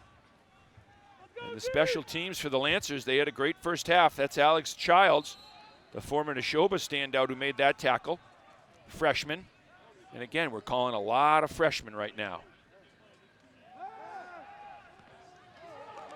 Incomplete. Good defense from Worcester State. Ethan Amarillo, you see there, the former St. Peter Marian standout, number 7, saying, hey, we tipped it. He's 6'2", 240 as a freshman. Again, that's a kid you look at and say, okay, what's he going to be like in 2 years? He's probably going to be 265, 270. Just a beast, Howie Long style. And that ball is incomplete. It'll bring up 3rd down and 10 for Western Connecticut. This defense, Nick Ashley, number 5 on the corner. He's got a fumble recovery. Leading tackler on this Worcester State team, just a sophomore. 6'3", 195. Another kid, too. You put on another 10 pounds on him. 205, 210, 15 pounds. You're talking about a kid that's all league. And a kid that other teams are pointing to on offense and saying, we got to account for number 5 on every single play. And really, you got to do it now. Procedure penalty against the Colonials. So now it brings up 3rd and 15. Western Connecticut has to get to the Worcester State 48-yard line. Lancers in a cover 2 set, an umbrella set. They want to keep everyone in front of them. And a deep throw, and it's just off the fingertips of the intended receiver. Incomplete. Nick Kimball was the intended receiver. That's a great ball, though, on the run from David James.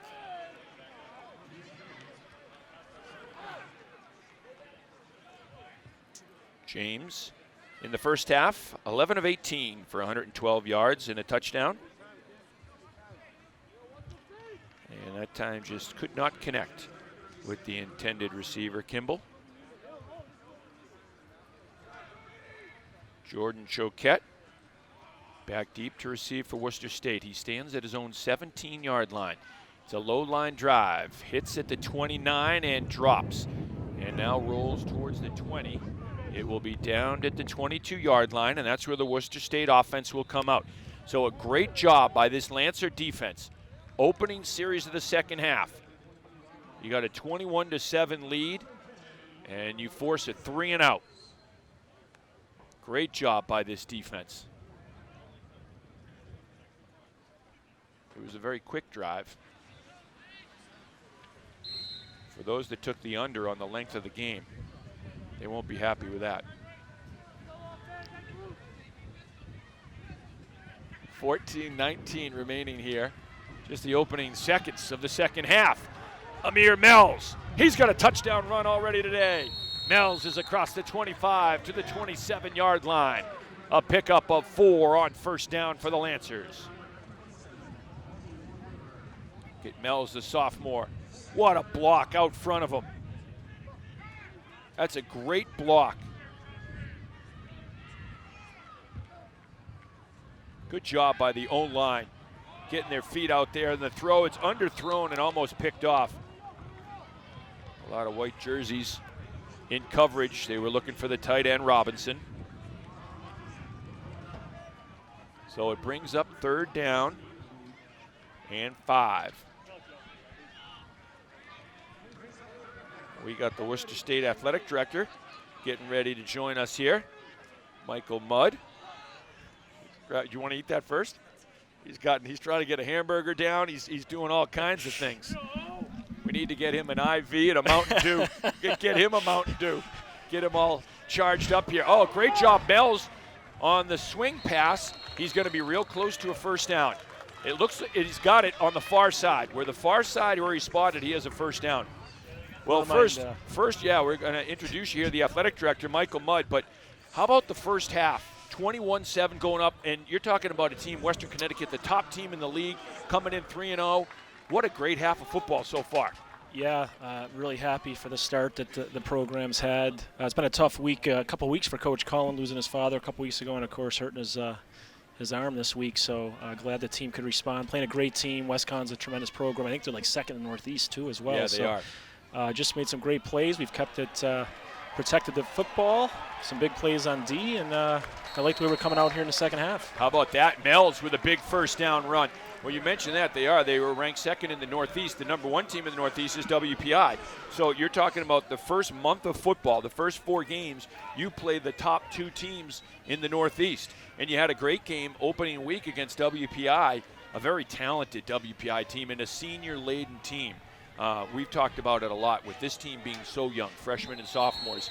You know, and Coach Cullen said we weeded out some bad apples, and we got some guys that we didn't like their character, didn't like their attitude, and we got a good group of guys here, and they're playing their butts off, and you know what? That's what you want. Yeah, it is a great group of guys. Been low maintenance this year, and they recruit some great kids. And again, it's going to take time. Young team, not a real big team either. If you look at some of the size of our players relative to the WestConn kids, but they're battling out here, and you know it's going to take time to build the program back up. And today's a great first step toward it. Yeah, and we'll talk about today, too. You got homecoming. You're celebrating 50 years of Worcester State football, too, as an administrator, as an athletic director. How much pride do you take in looking out, and you got a brand-new stadium here with the new turf, the new track. You got a tent in the far end zone, and you see the fans, the stands are packed here. The kids are wearing Lancer Nation shirts. How happy does it make you just to see what's going on today? Well, it's really an exciting time here at Worcester State. I'm entering my 6th year here, and I've been really fortunate to be a part under the leadership of President Maloney and the trustees to build the wellness center, renovate the football field, be part of the new ice arena down at Worcester Ice Center. Beautiful baseball, softball complex through the city. So it's really a great time for Worcester State athletics, something that we should really capitalize on. I think that we got a hidden gem here at Worcester State, obviously a good academic school, very affordable, and some great things going on. And really happy that we could provide a venue such as this for not only our football team, but also our soccer, men's and women's soccer teams, field hockey team, lacrosse team get to use the facility as well. So there's not too many Division III football fields much nicer than this one or for those other sports. So really happy that through some creativity of some important people here at Worcester State, we get it done.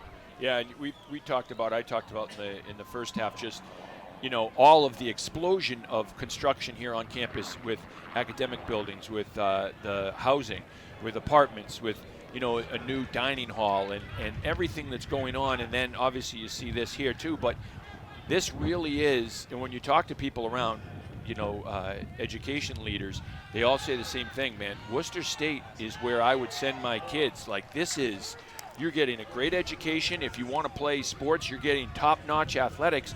And more than anything else, you're not going to be paying till you're 99 years old. You're not going to get out and say, I can't buy a house, I can't buy a car, I can't do any of these things because my loan payments are killing me. Yeah, in fact, I was talking to a number of alums this morning about just that topic, and it's, as a guy that went to a small private college myself, Worcester State actually kind of has that private school feel for a public school price, I guess you'd say. And I think that's something that, plus you're in a great neighborhood surrounding the campus, a great part of Worcester. So, and it was critical. And again, I think the trustees and President Maloney, long before I got here, they realized that if you can increase the number of residents living on campus, I think you went away to school as well, Kevin, as you know. If you live on campus, you're a fabric of the community and the campus, and that really becomes your home. It's a bubble for 4 years, and I think that young men and women they develop more of an allegiance to their school about all the great memories they had. And at the end of the day, we want to keep them engaged for the rest of their lives, right? We don't want them to just be here for 4 years. We want them to come back for homecoming weekends. And, to see the turnout, over 100 former football players here down in the tent where you and I would much rather be right now, by the way. Completely maybe so. Maybe there'll be some leftovers for us when we're done here. We'll put this on autopilot for the fourth quarter. Head down to the beer tent down there, and we'll call the game from there. Kyle Wall, his day continues. He's like Duke Kaboom from Toy Story. He just got about bent in half on that last punt. It was a roughing the punter penalty, so Worcester State gets it back. Oh, Choquette off his hand. An inch from 6. That would have been big. I love the call, too. Go straight up top, vertical route. right after the roughing the punter call that keeps that drive alive.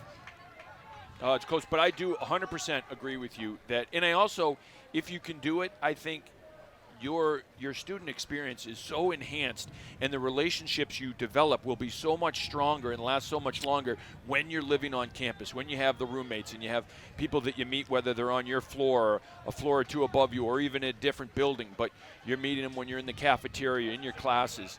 It's to get the true college experience, I think you got to live on campus. And I like your call of the private school feel at a public school price. And like, here's the postcard for it, where you and I are looking right now. You know, we're looking out. It's a brand new field, and then you have the fall is starting to set in here in central Massachusetts. And so you got all these trees here. You got the baseball field in the distance. You got the new, I love them. They're like a barn feel on either side here. And then when you redid this whole stadium, you allowed for this space so you could have the tent down there, and so you can have alumni events and receptions like this, that they can watch the game and be a part of it. They're not out in the parking lot where no one can see them and they can't see the game. Yeah, exactly. And, you know, it was really a controversial decision, I guess, maybe, to get rid of the visitor bleachers on the football field. But I just felt that, you know, it's only 5 times a year that you fill those bleachers anyway. I was pretty confident we could fit everyone on the bleachers on the side we're on in the stadium. But most importantly, I wanted to get some branding over there.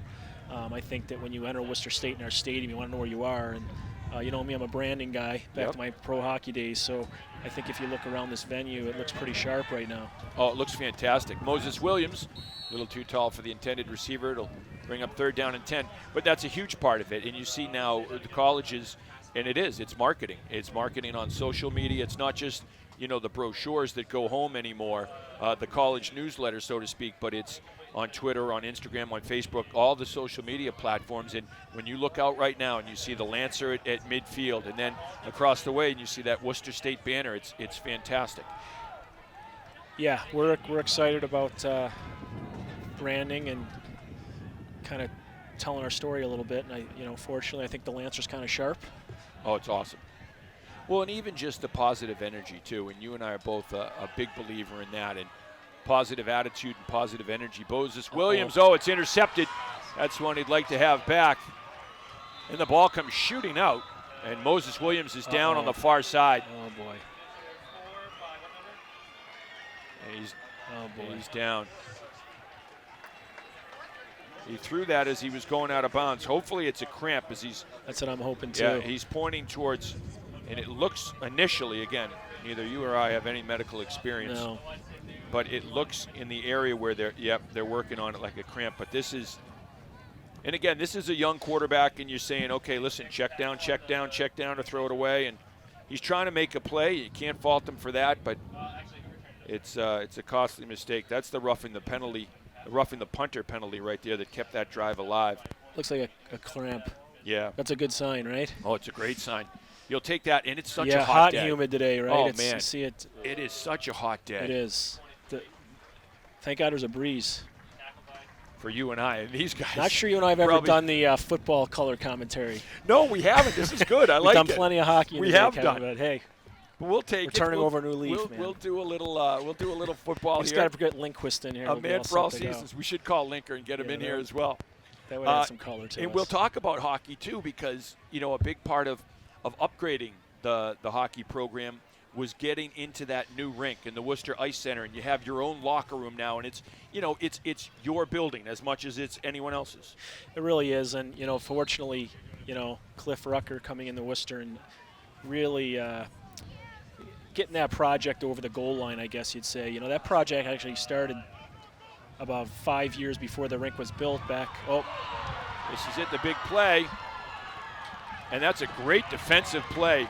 Running him down from behind. A.J. Byard, and he would have got penalized if he tackled him with the horse collar. And just a smart play. Byard runs him down, grabs him by the collar, but then tries to punch the football out and tackles him. Watch Byard, number 15. Great play. Great hustle. But if he pulls him down like this, they're going to say horse collar. Right. And here's Western Connecticut. They'll take a shot. They're going to the end zone. It's up, and it is caught. What a beautiful ball. It's Will Daniels on the reception, but David James put it right down the chimney. That was good coverage.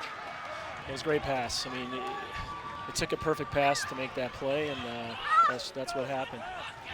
You know, and this is on a hot day, too. This is where, you know, like I mentioned in the first half, Western Connecticut's a school that gives in-state tuition to New York and New Jersey residents. It's a huge recruiting base. So you're building, they have 120 kids in their program. They have 60 kids from New York or New Jersey. Right. On a hot day like this, when you can roll in a second team unit or you know, 8 receivers instead of just 4, that's when all of a sudden the first half you might be neck and neck, in the second half that guy might get that extra step, right. like that long run down the sideline. That makes a difference for Yeah. sure. Your defense gets a little tired, and that's to be understood. But look, It's great defense. He was all over him. It's just a perfect ball. It really is. You know, Brian Cullen said that about this quarterback, David James. He said he's like a Cam Newton type because he's big, he's strong, he stays in the pocket, he doesn't get flustered, and he's got a great arm. He can zip it, he can put touch on it, and then he can run too. And if he gets out of the pocket and runs, look out. But you're seeing that. But we were talking about back to the hockey, and you were talking about, you know, Cliff Rucker. And you were actually part of the original plans. Yeah, back in the Worcester Shark days, we actually led the charge to try to get an arena built because the San Jose Sharks are in the managing ice arena business. So the first ever meeting involved the Sharks and area colleges, and then it took a long time to get completed. And Cliff came in and fortunately closed the deal several years later. And you know, obviously it's just been a great opportunity for Becker, Worcester State, and Worcester Academy, as well as obviously the Junior Railers program. They have just a beautiful venue that we call home, from the locker rooms, like you said, to specific branding and the ice and things like that. And you know, Coach Toporowski's come in and you know, really made our program really respectable, playing a tougher schedule now, playing a lot of tough non-league games, and no one really works harder than our hockey team on the ice. We're tough to play against. We're not maybe the most skilled team in the world, but he has them competing as hard as any team in hockey, and you know, they're another fun team to be around to see the growth. Yeah, it's a program on the rise, certainly. Brenna Wilson, what do you have for us?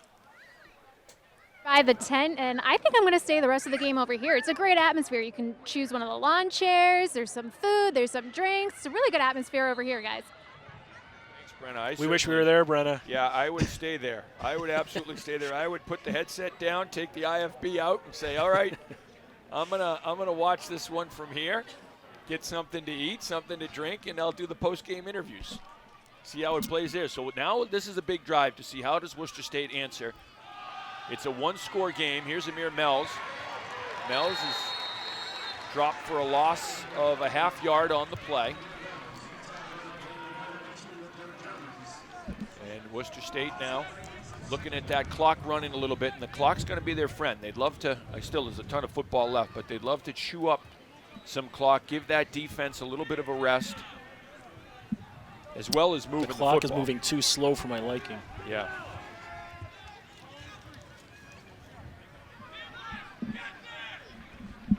Yeah, I was talking to Coach Cullen on Tuesday night, and he was getting the surgery on his getting the surgery on his biceps on Wednesday, and it was great. It was really cute. His grandkids called him. They were FaceTiming him to say, "Good luck, Grandpa. We love you. Good luck tomorrow morning." It was outstanding. His daughter had the kids call, and folks were calling to wish him well, that they knew that he was going in for surgery the next day. And you see this, the great impact that he has, and he's always been about making a family program.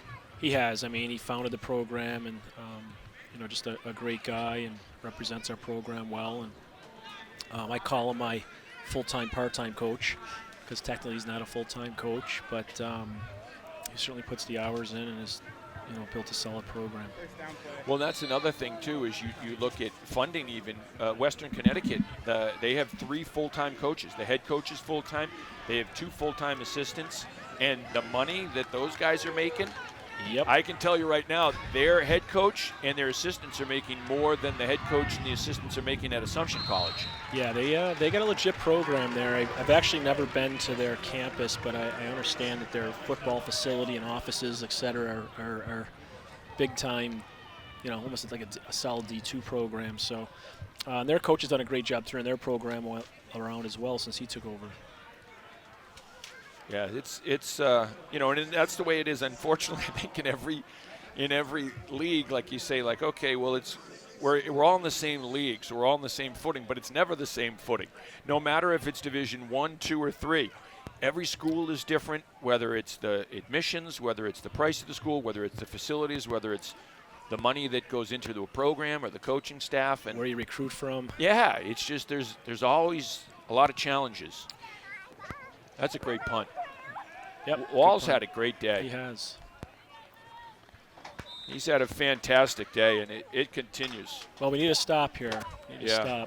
stop the momentum here.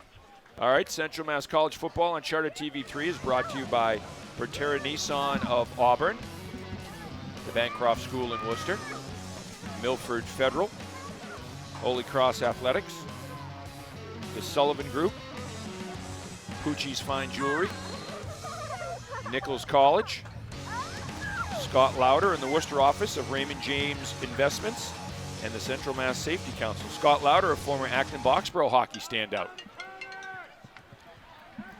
We got some AB hockey guys.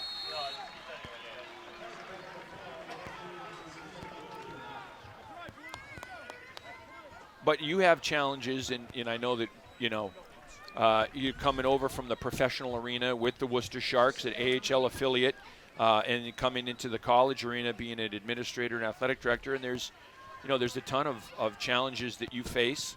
And even challenges versus a private institution versus a state institution in terms of regulations or how everything has to be signed off on. And obviously fundraising is a huge issue and getting funding. And I'll say the partnership, the private-public partnership that you spearheaded with getting that new gymnasium and the whole new athletic facility and competition center is just a tremendous team effort, and I know you call that a team effort too, but that was private, public. It's bringing everyone together. No question, and again, the building, the Wellness Center building ties again into that what I mentioned a little bit earlier about keeping kids on campus. Obviously it's a coup for our varsity sports teams to play in that venue, but just, if not more importantly, is it allows our casual general student population to play in some robust intramural programs, to be in fitness classes, to have a fitness center, to go in the golf simulator. So that building was really built just as much for the general student population as, oh, that's a big hit. Ho! That is a wicked stick. Eddie Boma, the Worcester kid, the former North High Polar Bear. Woo-wee! He had him in his crosshairs. Wow, that's a great pop. That's your hit of the game right there. Perfect play. Textbook. That's a great shot from Boma. He's a junior. That's multi-sport athlete. Stick. That is an absolute wicked stick. That's a good pass underneath for a first down. Yeah, and even when you go back and you trace the history of Worcester State football and multi-sport athletes, there was a lot of multi-sport athletes. I mean, it's so hard to do. It is, but that's one of the wonderful things about Division III. It's a little more possible because the schedules aren't quite as long and the hours aren't as required as Division I. So, that's certainly something that we try to showcase that you can play more than one sport. It's really more prevalent with our females. A lot of our females are multi-sport athletes. We have many. That's a good run. Yeah, that's James. We talked about his size and strength and being a bull, and he's doing it. And that's, and again, we've talked about it, but having a group that's going in there every play and you're starting to get worn down, and now you're a step or two slower than you were in the first half, and you're trying to arm tackle the kid who's 210, and that's tough sledding right there. Yep. Well, you played multiple sports in college. You played hockey and baseball, and that's broken up. But what's amazing, we'll go to Brenna first, and then I'll come back with that thought. Brenna?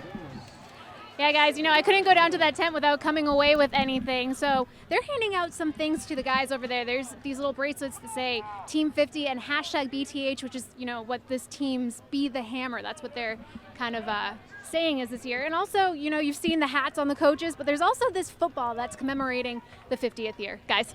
All right, that's some good swag you got down there. one of the things, that one's broken up, it'll bring up third down. Third down and 10 for Western Connecticut with 6:21 to play here in the third quarter. Worcester State with a 21-14 lead. The Lancers led 21-7 at the half. Western Connecticut the only points here of the second half to make it a 21-14 game, and they face 3rd and 10 right now from the 20-yard line. They need to get down to the Worcester State 10. Worcester State with 4 down linemen. They'll rush 4. James dumps it off underneath, and it's going to be a first down. It'll be first and goal for Western Connecticut. Just a methodical drive here from the Colonials. One of the things I was going to say to you, Randstrom, with the tackle, is just the difference in how much time is involved now in every sport, whether it's film study, whether it's the weight room. I mean, there's just so much more than there was in the 80s when it was, here, we're going to practice for an hour and a half, 2 hours every day, and then we'll play when we play. Well, I'll tell you, Kev, the one thing that really, I talked about this the other day, one of the things that's really changed since you and I were in school as student athletes is there's much more focus now on life skill training for all the students. You know, besides, like you said, the practice times, study halls, team meetings, there really is a lot of focus on learning different life skills. There's a touchdown for Western Connecticut. Ben Cosentino Jr. gets into the end zone, gets a couple celebratory headbutts from his teammate. And now Western Connecticut's a point after away from tying it up at 21-all with 5:34 to play in the third quarter. When you mentioned the life skills, that there's a lot more of an emphasis on that. There really is. We have a lot of professional development with our students. You know, there's different topics that we cover throughout the year, kind of what's trending, whether it can range from drug and alcohol awareness to bullying to Title IX training. I mean, you know, we're really trying to develop the whole student and keep kids, as I like to say, keep kids on the rails. There's so many distractions when you're a student athlete. So there's just so much more an emphasis now on not only the athletic part of being a student athlete, but really the development part of that equation. Well, and another thing in terms of just bringing the whole Worcester State athletic department family together, I think you've done a phenomenal job with, is the student athlete athletic awards banquet at the end of the year, where you get all of the teams come together, and right at the end of the school year, and they celebrate the accomplishments of teams and certain individuals, and you know, I think that's been a phenomenal success. Well, of course, we thank you for emceeing that. In fact, I should probably give you the date for this year. Well, I got you. That's great. I'll get the date to you Monday to lock you in. That's great. No, again, but it's great to have it in the venue we have now. Yep. You know, it adds to it. We're actually going to have a few more bells and whistles in it this year that we're working on. Always trying to make that better. But, you know, that really is one of the things that we changed is that it used to be just the seniors that were invited to that event. Because it is a more senior-heavy event for most of the award winners, but I think it was really important to include every student athlete at that event so that they can pay respects to, you know, the ending days of the senior tenure there at the school. But we also have some awards that, you know, often underclassmen win. So it goes well, and we look forward to it every year. And it sneaks up on you every year too, how fast it comes. Yeah, it is crazy. And I'm sure for you, once that school year starts, I'm sure it's a blur between your work here, then your own kids and your own family, and running around from soccer games and hockey games and all the different baseball, all the different venues. All I that can you're say going is with thank your own God kids. for technology, because I was watching my son's youth hockey game on my phone about an hour ago as I was watching our football game. So, yeah, fall's crazy. We have 10 fall sports here. Half our sports are fall sports, 10 of our 20 sports. Plus you have the spring sports have what's known as non-traditional season, where they practice for about 4 weeks in the fall. And plus your winter sports are skating or shooting hoops right now too on their own. So literally all 20 sports are pretty much going in the fall at some point. So and really there's other members of my department that just, you know, they're doing it with smoke and mirrors. My athletic, having that I call it 2.5 athletic trainers we have for 20 sports at the time. They, you know, they're really the foot soldiers for us, the things that they do. So, but yeah, I have a great staff, good group of people, and fortunately, you know, coming in from professional sports 5 years ago, there was certainly a learning curve. Half the job was very similar, half the job was very different. But having the senior staff that I had here when I arrived was really beneficial, and it's been great to work with them. Well, I think you bring up a good point too, that it's it takes everyone in the athletic department to make it run smoothly and run effectively, but it's people wearing a lot more than one hat. It's everyone having. You may have one job title, but that may entail doing the work of 15 different jobs. Yeah, and in that regard, it's funny because minor league sports and Division III athletics. I actually talked to a class last week at Becker, a sports management class, and I mentioned this, but working in minor league sports and working at Division III level are very similar because, like you said, you need to be a jack of all trades. You might have a hand in 10 different departments, whereas Division I athletics or major league sports, you're very siloed. You just have your one kind of responsibility that you have all your resources going to. So, but I think that's a fun part of the job because you're experimenting and dealing with so many different parts, so many different facets of what goes on within an organization. Yeah, it's never the same day twice. That's certainly the case. When you come into work in the morning, you never know what you're going to face, what the day is going to entail, how long you're going to be there. I'm sure times that you say, you know what, my daughter's got a game tonight at 7. I'd love to be there, and then. Yep. At 8:39, you're still in your office, you're doing something, you're like, oh, man. Yeah, that's where you get the phone call from your better half, the stinky eye, you call it. But where are you? Yeah. But on a day like today, and this is the day that really, homecoming is a day to celebrate the school and the athletic departments and the accomplishments, and just to look out and see the parking lot full, the stands full, the tent, and to look and see all the new construction that's blooming here, and even just looking at something as small as the parking lot. Like, obviously, this is all brand new, but in the summer, it was only a month and a half ago that the parking lot was all ripped up. Repaved it. Yeah, you had heavy equipment there. You had all this parts of the turf in the stadium here rebuilt, and to have it all done and opened up, and all these families here and enjoying the time with their kids, you just got to be very proud at this point. Well, I'll tell you, Sandy Olson, our head of facilities here at Worcester State, she was the project manager for the numerous renovations. I don't know how it all came together, but there was literally about 10 different separate construction projects going on in campus all summer, and magically between May 15th and August 15th, it all got completed. So credit to her and her staff for organizing that, because that was crazy. There's Danny George, number 26, former Leicester Wolverine, with a big stick. Leicester kids always love to hit. Big physical program led by Tim Griffiths, and they got a big game today against Millbury, 2 unbeaten teams going head-to-head. Oh, that's a great tackle out there by Nick Ashley. The local kids, we're calling Leicester, we're calling St. Peter Marion. It's one thing, too, we talk about the local appeal of Worcester State, and obviously everyone around central Massachusetts, and the more and more that people can use these facilities, whether it's high school football games or soccer games, and people can see what's going on campus, then obviously they can see what's behind, the gate, so to speak. But the appeal is even growing broader and broader to Florida and, places in the South and in the West and in the Midwest. And I think sports is probably the biggest door for that kind of growth. Is that, that's a beautiful ball and catch. But sports is kind of the biggest door to kind of open up a window, whether it's in Florida, Georgia, Texas, when you get 1 or 2 athletes to come up and play, and then they tell their friends, and it may be just general students, but they say, wow, yeah, I'll go up there. Well, it's interesting to say that, because I literally this week did a little project, and I wanted to get an idea of how many non-Worcester State events we host in the Wellness Center competition gym.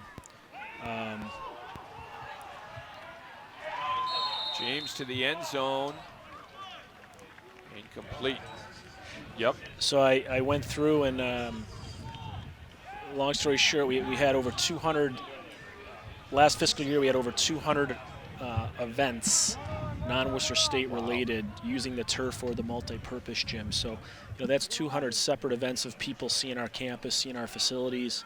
Obviously we've gotten a lot of MIAA playoff games here now, which, really is our number one recruiting base, having them on our campus. Oh, yeah. When you're getting some of the top players in Central Mass and the West West Mass that get to see our facilities. So, hopefully that pays its dues here in the long run. Yeah, and it certainly will. The more people you can get on campus to see the facilities, that can only help. That's incredible, though. You think 200 dates is 60%, 65% of the year. Yeah, that almost, if you do the math on that, it's almost every day there's somebody using one of them at some point. Now, there are some repeat customers there that just like once a week will practice here, but a lot of those are original events too. 1:26 to play in the third quarter. Timeout. This has been a slow-moving quarter, hasn't it? It's been a lot of passing, a lot of incomplete passes. That's why. Central Mass College football on Charter TV3 is presented to you by the law offices of Joseph J. Cariglia and Bay State Savings Bank. 1:26 to play in the game. In the third quarter. 21-21. Feels like the game. It does. It does. 4:44 now. We may get a chance to see the new lights. Yeah. Because these are brand new lights as well. We talked about a new turf, a new track, all this stuff. And you got brand new lights here as well. The lights are actually legit. Oh, it looks great. I remember the first night being out here, the first night of football practice. That was the first night that they tried the new lights. And they look fantastic. And then since being out here for field hockey and soccer and seeing them. But it's great. Pump fake James under pressure, and James is going down. Worcester State gets a huge sack. And now it'll be decision time for Western Connecticut because they marked the ball at the 19. So you're talking about a 36-yard field goal. That's a long field goal. Do you go for it, or it looks like they're going to go for it. So David James will be called upon one more time. This is a great job, though, by that Worcester State defense. You see 5 guys around the football. Meet you at the ball. 4th down. 4th and 14. They need to get to the 5-yard line. James to throw. Unloads to the end zone. Incomplete. Good defense. That was Danny George on the defense. The linebacker did a great job. Big stop. That's a huge stop by the defense. 35 seconds to play in the third quarter. Worcester State takes over. Barring either a huge play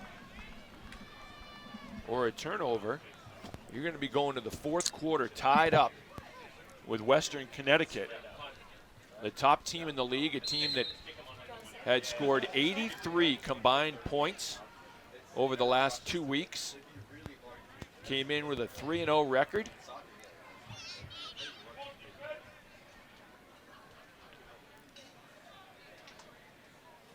Here's Aaron Moses Williams.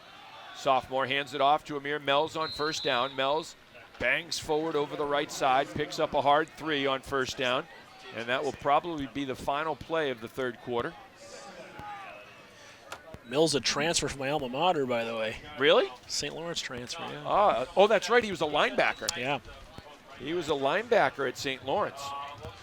And they got him running the football here. He's doing a great job. He's their leading rusher. And the clock winds down. 1 quarter of football to play. Worcester State tied up with Western Connecticut here on homecoming, 21-all. I'm District Attorney Joe Early Jr., and I'm proud to partner with Charter Communications with our pledge to help raise awareness that bullying should not be tolerated. From local school students, here's our message. Step up so others won't get stepped on. Take a stand and lend a hand. We need to foster safe environments for students in their schools and communities. Join the Anti-Bully Crusade. Take a stand to lend a hand.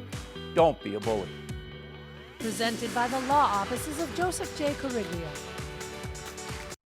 Our founders would have never seen this coming. Spygate? No. Deflategate? No. What then? Benji! Benji knocks down any obstacle that he can get his paws on and tackles every high interest rate that gets in between us and our customers, which is why he made the Bay State Savings Bank team. You're right. They would have never seen Benji coming, but I'm sure they're glad he came. Bay State Savings Bank. We take banking personally. with the Barnes. Welcome back, everyone. Fourth quarter.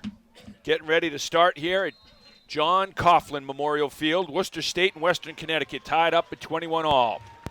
Homecoming celebrating 50 years of Worcester State football. Moses Williams pass incomplete on second down. This Worcester State football team has done a great job. They led 21-0 at one point, 21-7 at the half. Tied up 21 all right now.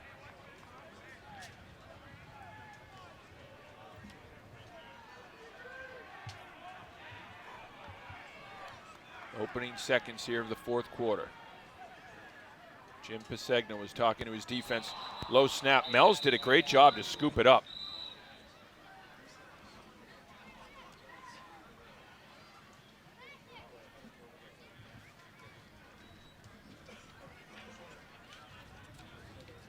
The whistle blew.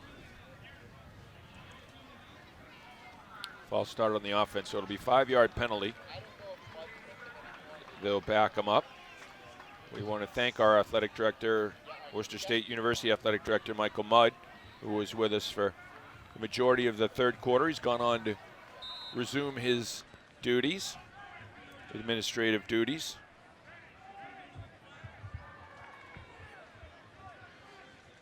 Through 3 quarters of play.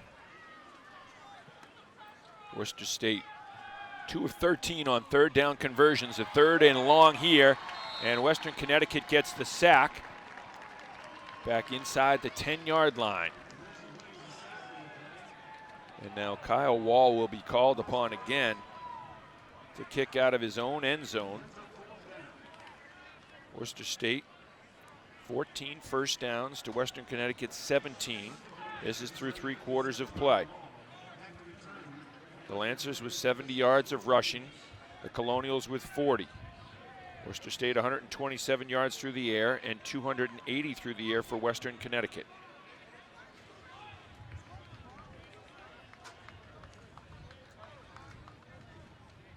And Wall gets it off, it hits and takes a Worcester State bounce.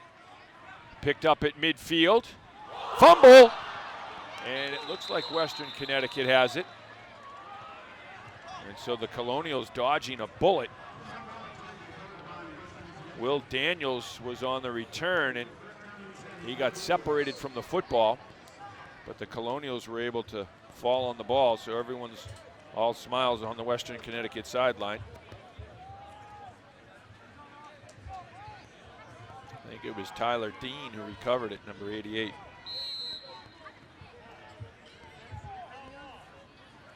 Here's David James. James hands it off on first down. The fullback gets it. Just power football. Penn Cosentino Jr. barreling his way forward.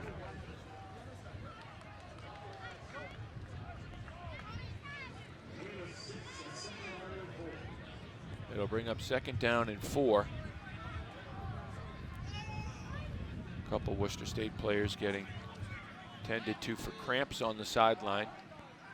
It has been an extremely hot day, and then on the turf it's at least 10 yards or 10 degrees hotter than it is on grass. And that's where you see just the power of David James, man. That quarterback, and George delivered a blow. James is a big kid. He may be bigger than 210. They list him at, but he is a big, strong kid, and he just lowered his shoulder, and he wanted to run people over on that play, and George was willing. He stepped right up and delivered a pop. Cosentino.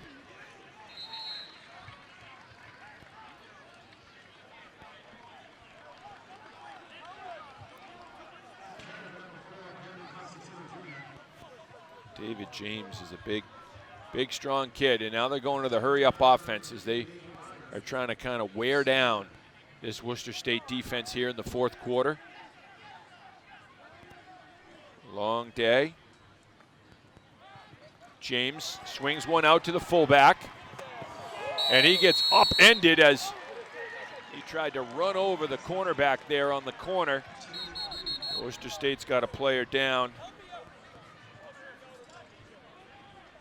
Let's see.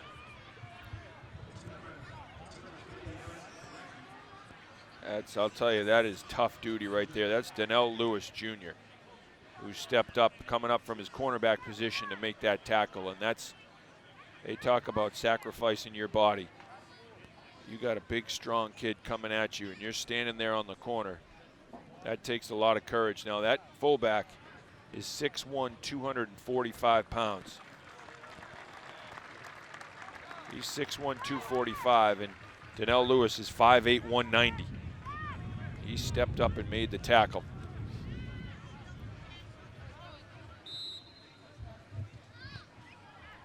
That is tough, tough duty right there.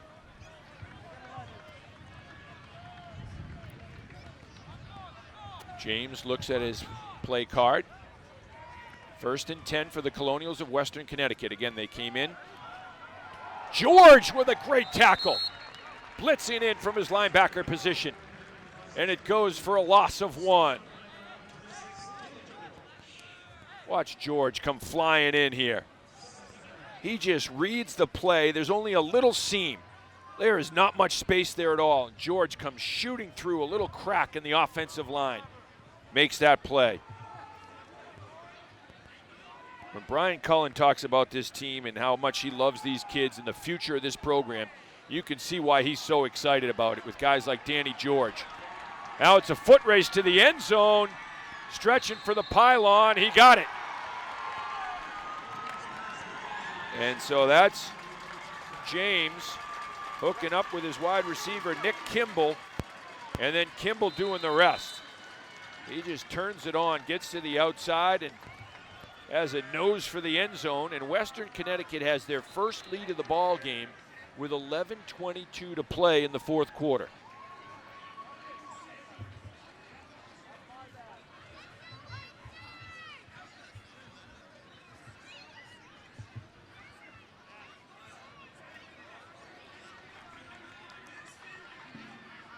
And now they're a point after away from going up by 7.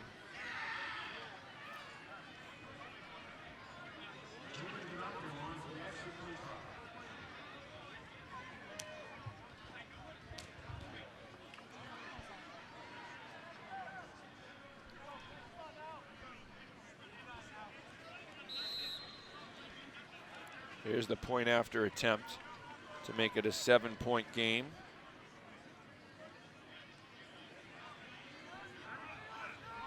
This is a long extra point attempt. But it's going with what happened here in the 3rd quarter, the length of the 3rd quarter. It's up and through to make it 28-21. Here's James. He has a rush coming straight up in front of him. Just dumps it off quickly. And then Kimball does the rest. He gets to the outside, and that's a defense that has been out on the field a lot today, and now you're trying to run someone down who's got great speed.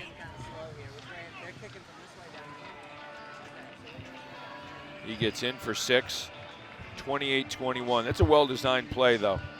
Slip screen underneath. You use that rush of Worcester State against them. Get that defense who's coming aggressively. Let them come upfield a little bit, dump it behind them, and then get them to chase.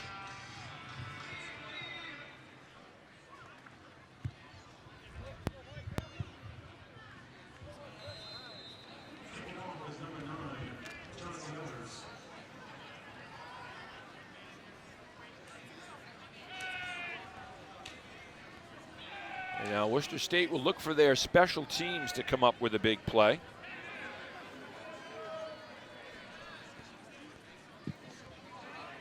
It's a booming kickoff. Taking it to 5, 10, 20. Out to the 29, 30-yard line. Great return by Michael Elsley. Elsley. He's a junior wide receiver. That's a good return.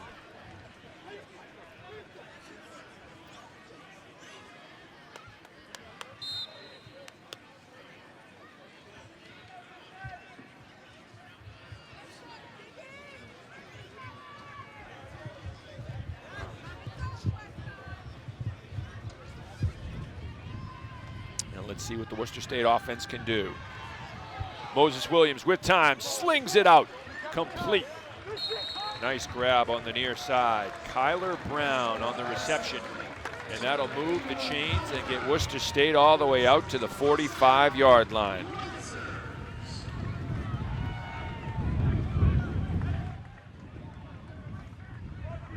Moses Williams, as the clock runs, under 11 minutes to play in the game.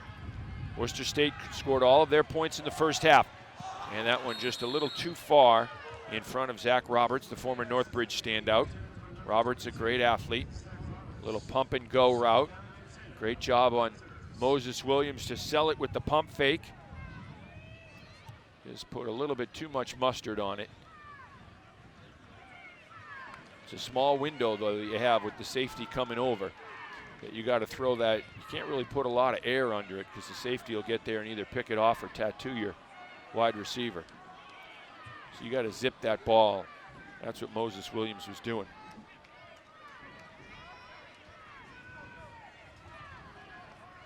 Handed off to Mel's fumble. Ball's on the turf for a while, and it is recovered by Western Connecticut. Western Connecticut, Vincent Scansarello, the linebacker, comes up with the recovery. He actually forced the fumble too. He forces it, and he recovers it. Just gets a hand in there, pokes the football loose. And a big turnaround right now. Western Connecticut with a chance to add to their lead. Up 28-21.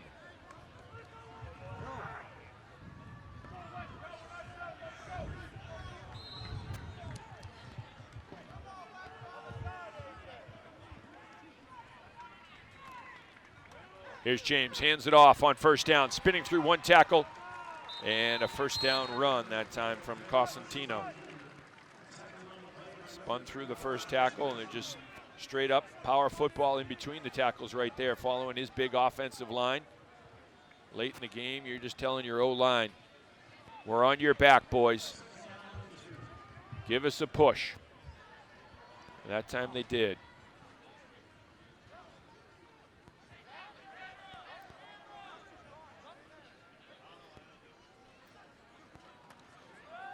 James to throw. Slings it out to the fullback. And Witherspoon. Actually, it's Kokasi. Kokasi on the reception.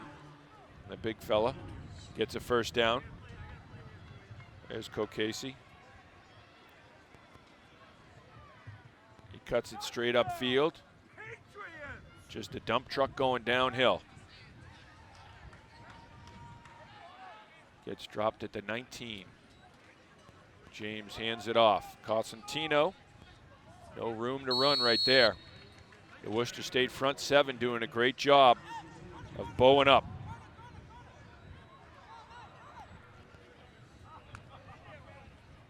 The clock continuing to run here in the fourth quarter. 9 minutes and 15 seconds remaining. 28-21. Western Connecticut in front.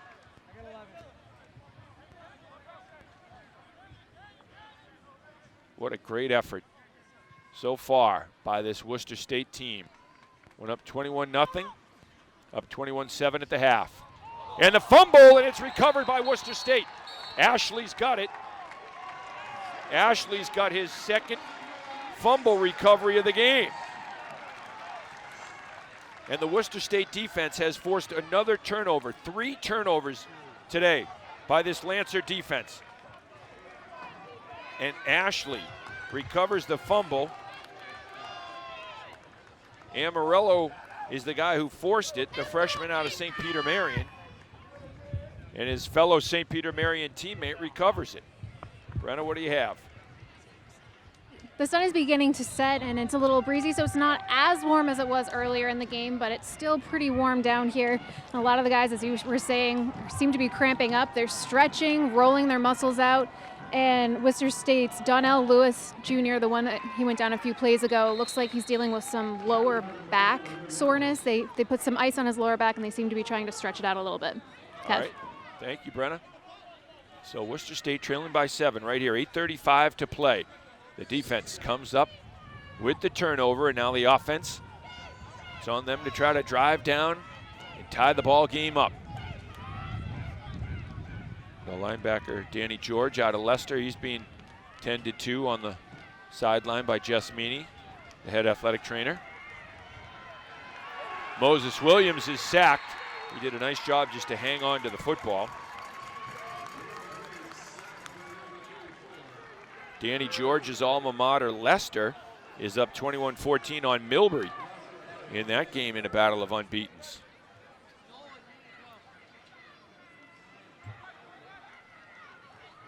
Western Connecticut defense fired up, and right now it's a tall order. 3rd down and 13 for Worcester State.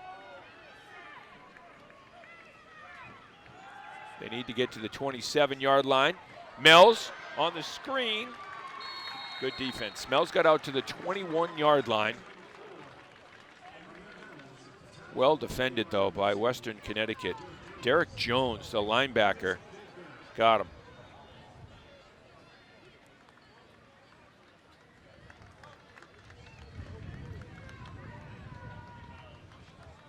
Tell you what, these guys will sleep well tonight. This has been one heck of a battle today. One heck of a battle by these Worcester State players.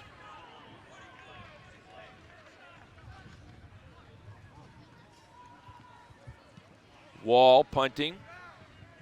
Fair catch called for at the 45-yard line. And that's where the Western Connecticut offense will come out.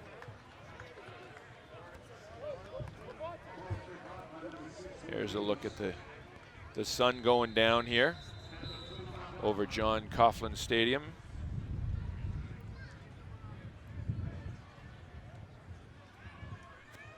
With 6:37 to play, 28-21.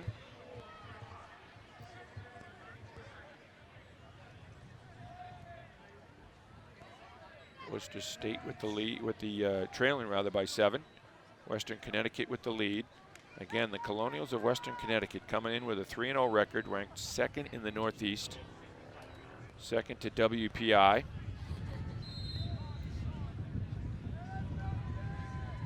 Worcester State opened their season against the Engineers Tech. And that was a great game over at WPI on opening night.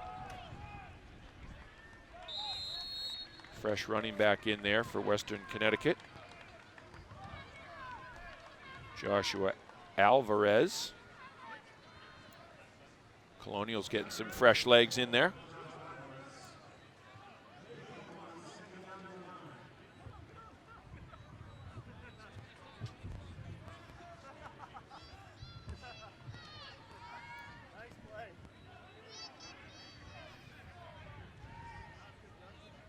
David James, the quarterback, having an excellent season so far, and he's had a real good game. That Worcester State defense continuing to impose their will and come up strong on these runs, forcing a 3rd down and 4.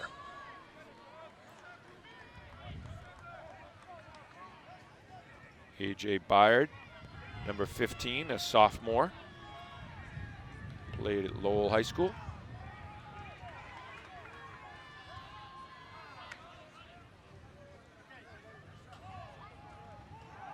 Underneath, it's caught for a 1st down. Breaks a tackle and gets another 12 yards. Corey Moskowitz. Moskowitz able to just slip a tackle there and get upfield. Little block in the back, not called.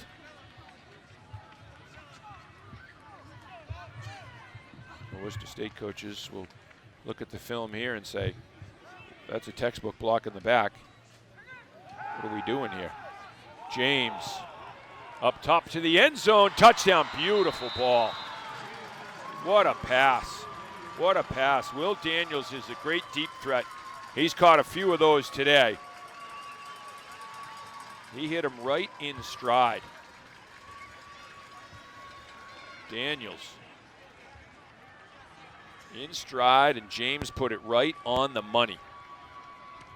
You know, when this game opened, we talked about how quickly this Western Connecticut team can strike and just how prolific the offense is, putting up 83 points combined in the last 2 games. And that's it. We were talking about, you know, Worcester State holding them to 7 points in the first half, and just what a great job that was by this defense. This is what we're talking about, because you have guys with this kind of talent. That's a great ball. Great ball. And then Daniels has to haul it in. Remember, that's coming from the sun into the shade. Not as easy as it looks, even though he hits him right in stride. Quarterback releases that in the sun, then it goes into the shade. You're on the dead run. Sometimes you just got to tip your hat to the opposing offense and say, that's a great play.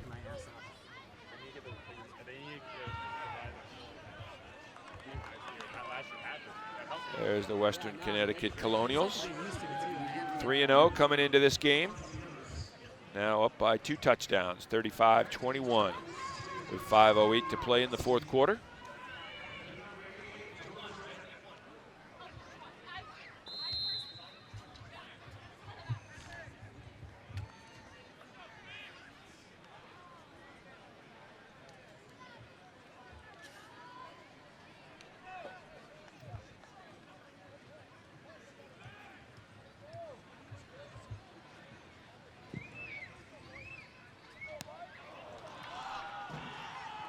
There we go.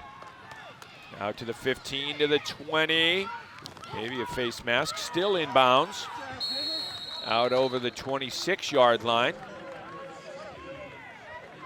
Great job by Elsie on the return.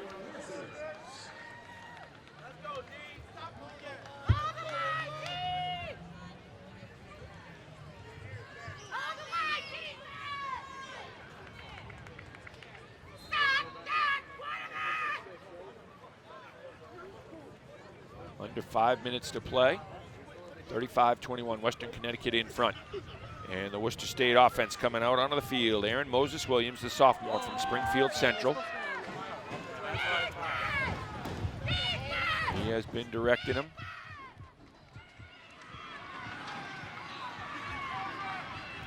On the run, under pressure, and he throws it away. Smart play, and a flag comes in late. That's going to be a roughing call. So this will be a 15-yard penalty on Western Connecticut. Just a smart play from Moses Williams.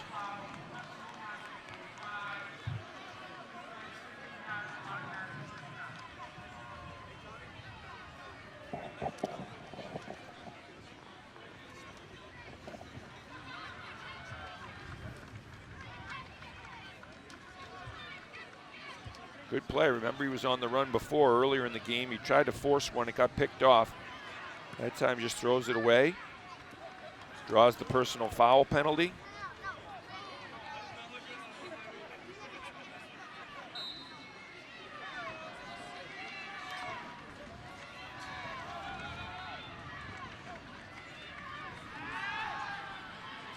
Moses Williams fires, complete.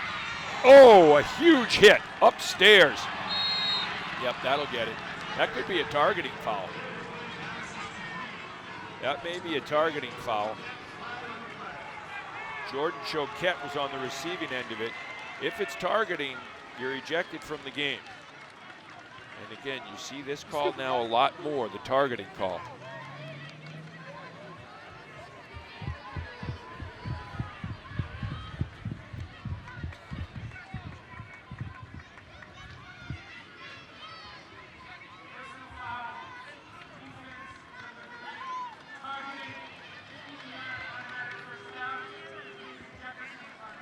And the player gets ejected, so they can review that after the game because it happened here in the second half, and then after the game they can review if it merits an ejection, then he's gone for the next game as well. But for now, he's out of the game.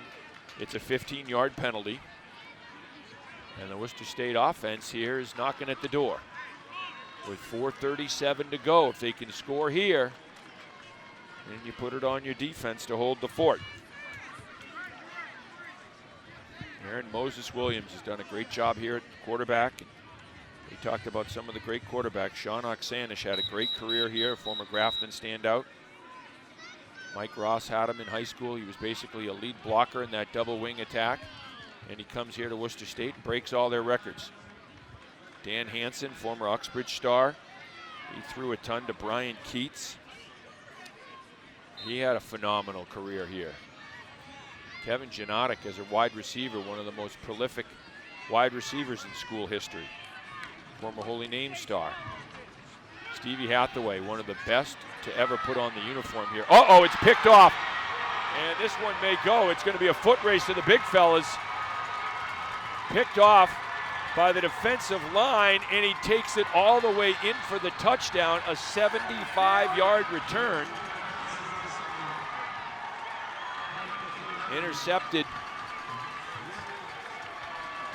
That's just a good play by the defense. You're trying to make something happen on offense, and Will Dorvaler, the defensive lineman, picks it off. He's going to need a little oxygen.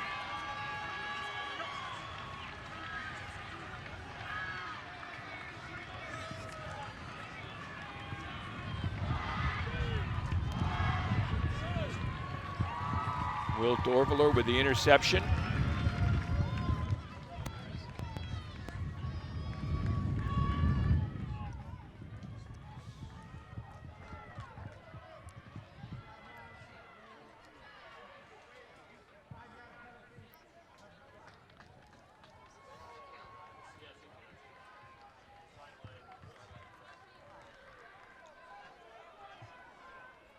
(41-21) after the pick six.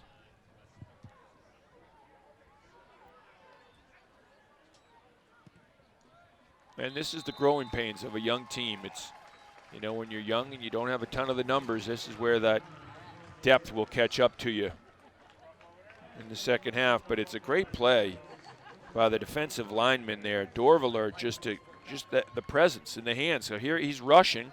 It's tipped. He picks it off, and he's off to the races. And it's a foot race. And Moses Williams is just trying to avoid the sack. He's just trying to get rid of it and avoid the sack.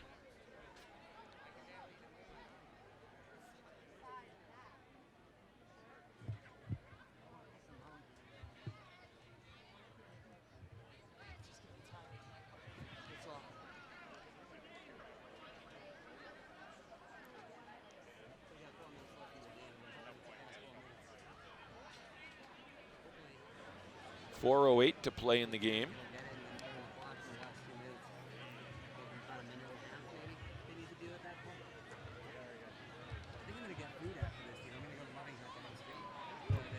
Western Connecticut all smiles on their sideline.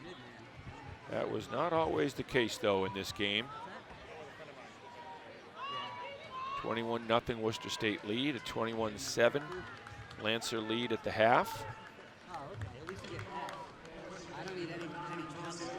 4:08 to play in this one, and the second half has belonged to Western Connecticut. But again, it's something we talked about.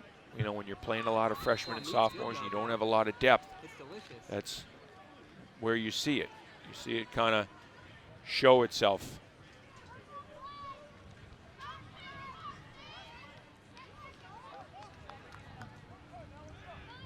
Western Connecticut will kick it off.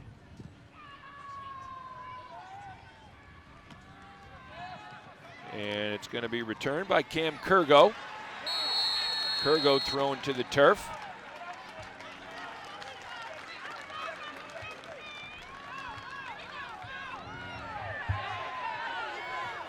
And now the tempers start to flare. Tempers flaring at the end of that play. Flags fly.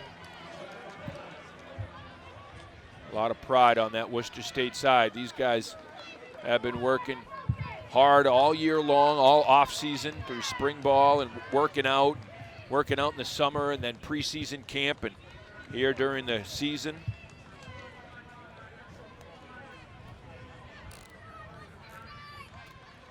And they're battling here, regardless of what the scoreboard says. These guys are going to battle to the last play.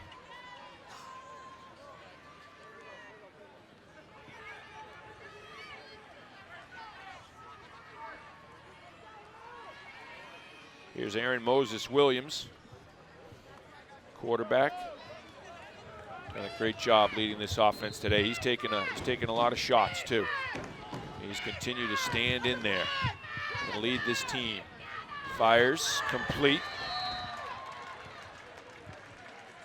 Zach McAllister, tight end from Gardner, Massachusetts, 6 foot and 220 pounds, a senior, one of the few seniors on this team. McAllister hauls it in. It's a pickup of 4 yards on the play. The clock continues to run, under 3:35 to play.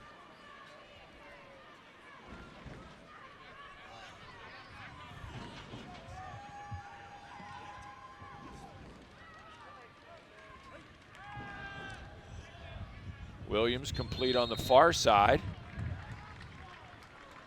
Choquette. They're going to mark him just about a yard short of a first down. Jordan Choquette. Another one of those, just a couple seniors on this team, and Choquette's one of them. Brian Cullen praising the leadership of those seniors. Bringing the freshmen along, the sophomores, and the team chemistry, building the team chemistry. And let's see where they mark the forward progress, because Choquette had the first down, then tried to go backwards to avoid a tackler, and they do give him the first down.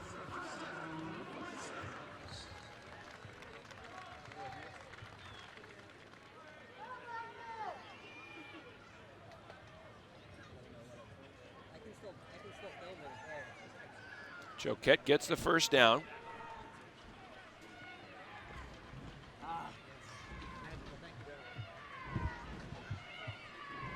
Clock running. Moses Williams underneath, incomplete. Intended for the tight end Robinson.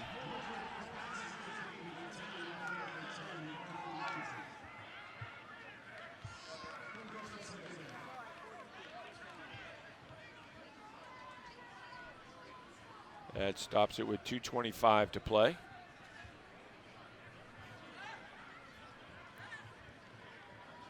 Now Moses Williams looks to the sideline for the play as the officials set the ball. 42-21, Western Connecticut in front here. Final minutes of the game. Play action, Moses Williams underneath, complete. First down, out near midfield, down to the 48-yard line. It's the tight end from Gardner, McAllister, with his second reception of the game.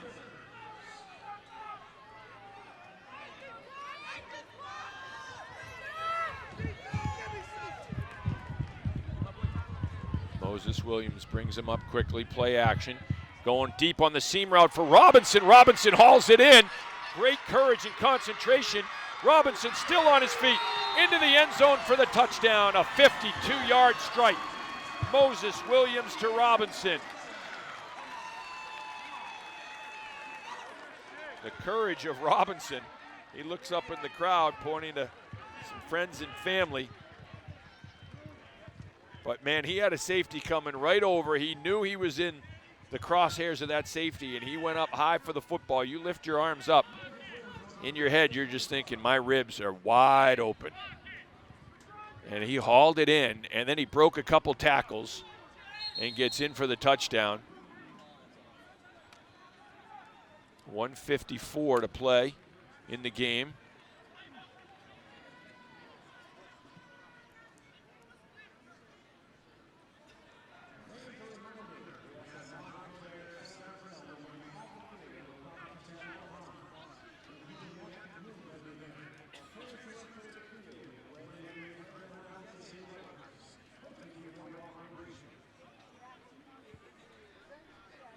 And now it's, I believe, Moses Williams. Let's see if they go for two or if he's going to kick it.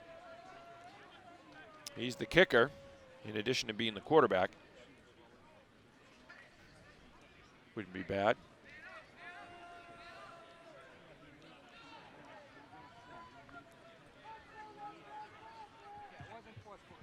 Moses Williams lines up for the point after.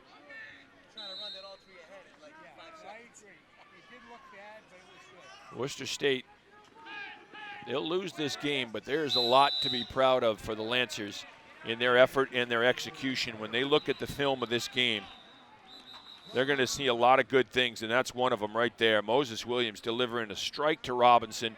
Robinson having the courage to go up and the concentration to hang on, breaking tackles, getting into the end zone. Great read by Moses Williams, and then throwing that dart.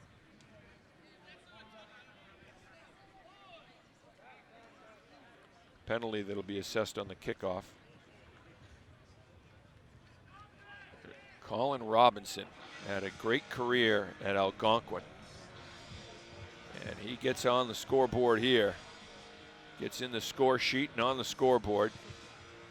And he's flexing the guns.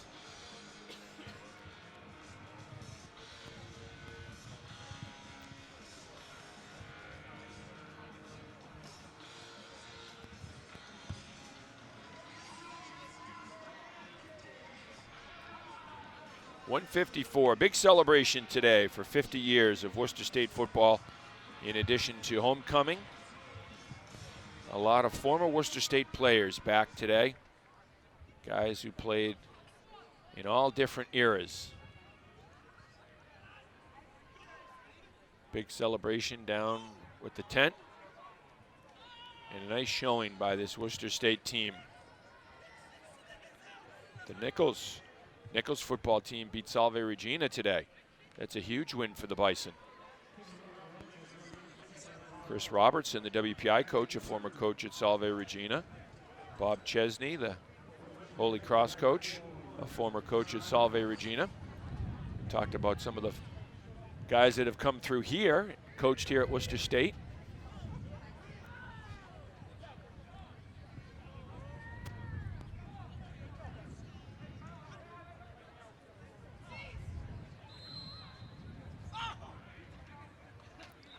Millbury trailing Leicester by 7 with 53 seconds to go.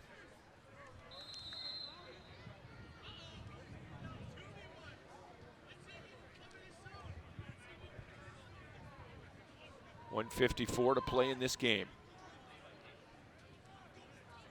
Western Connecticut up for the onside kick. They recover it. And they can run the ball. They're close. They're at the 30-yard line of Worcester State. So even trying to run the clock out here, they could end up scoring. But they run the ball here. I would say one first down may do it if they use the play clock adroitly.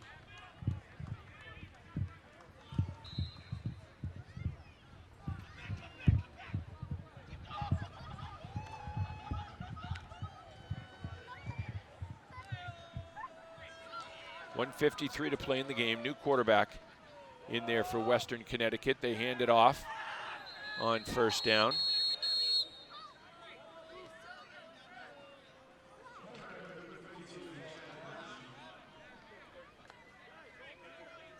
Thomas Walsh is the new quarterback for Western Connecticut. Worcester State calls a timeout. No, they don't. Oh, they do. They reset the clock. They call the timeout with 1:41 to play. 42-28, Western Connecticut in front.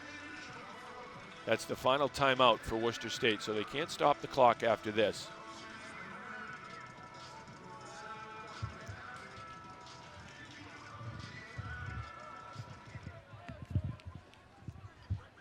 .141 to play.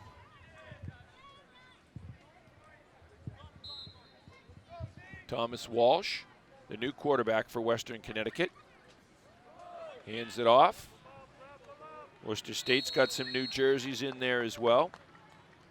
Chad Blasky, the running back for the Colonials, brings up a third down. Clock is running, 1:25 and counting. They can take it down to under a minute before they snap the football here.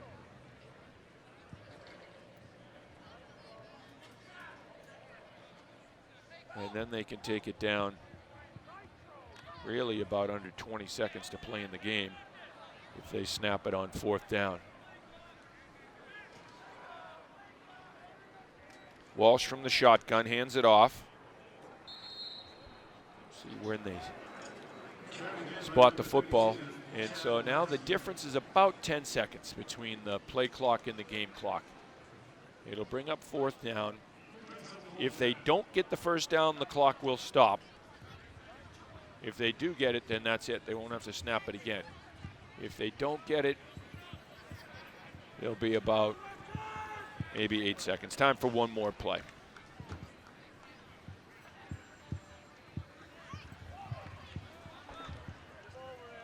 The game clock under 20 seconds to play. They hand it off, big stick. Worcester State defense, and that's George, the Leicester product. Man, is he a battler. You want him next to you in a game all day long. George just brings his hitting hat on every single play. He just brought it for the final defensive play, playing as hard as he did on the first play. 10 seconds remain in the ball game. Looks like George has a broken thumb too, the way his hand's taped up, but he is a tough customer. Tough customer.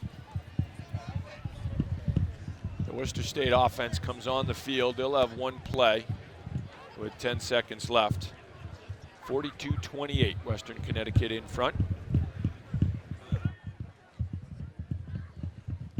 Aaron Moses Williams, the quarterback, in the shotgun. Couple offensive linemen getting in there late.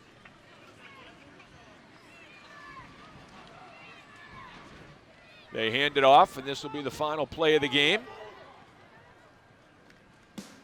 Some hard charging. Good yards by William McGlynn. And that's the final play of the game. A great run for the Worcester State Lancers. A lot to be proud of today. They can hold their heads high, but in the end, it is Western Connecticut with the victory, 42-28. Join us next week. We'll be live from Assumption College as the Hounds take on Bentley in an NE10 battle. For our producer-director, Sean Grady, Brenna Wilson, John Meany, Michael Mudd, and our entire crew, I'm Kevin Shea saying thanks for watching and so long from Worcester State University, where the Colonials of Western Connecticut prevail today.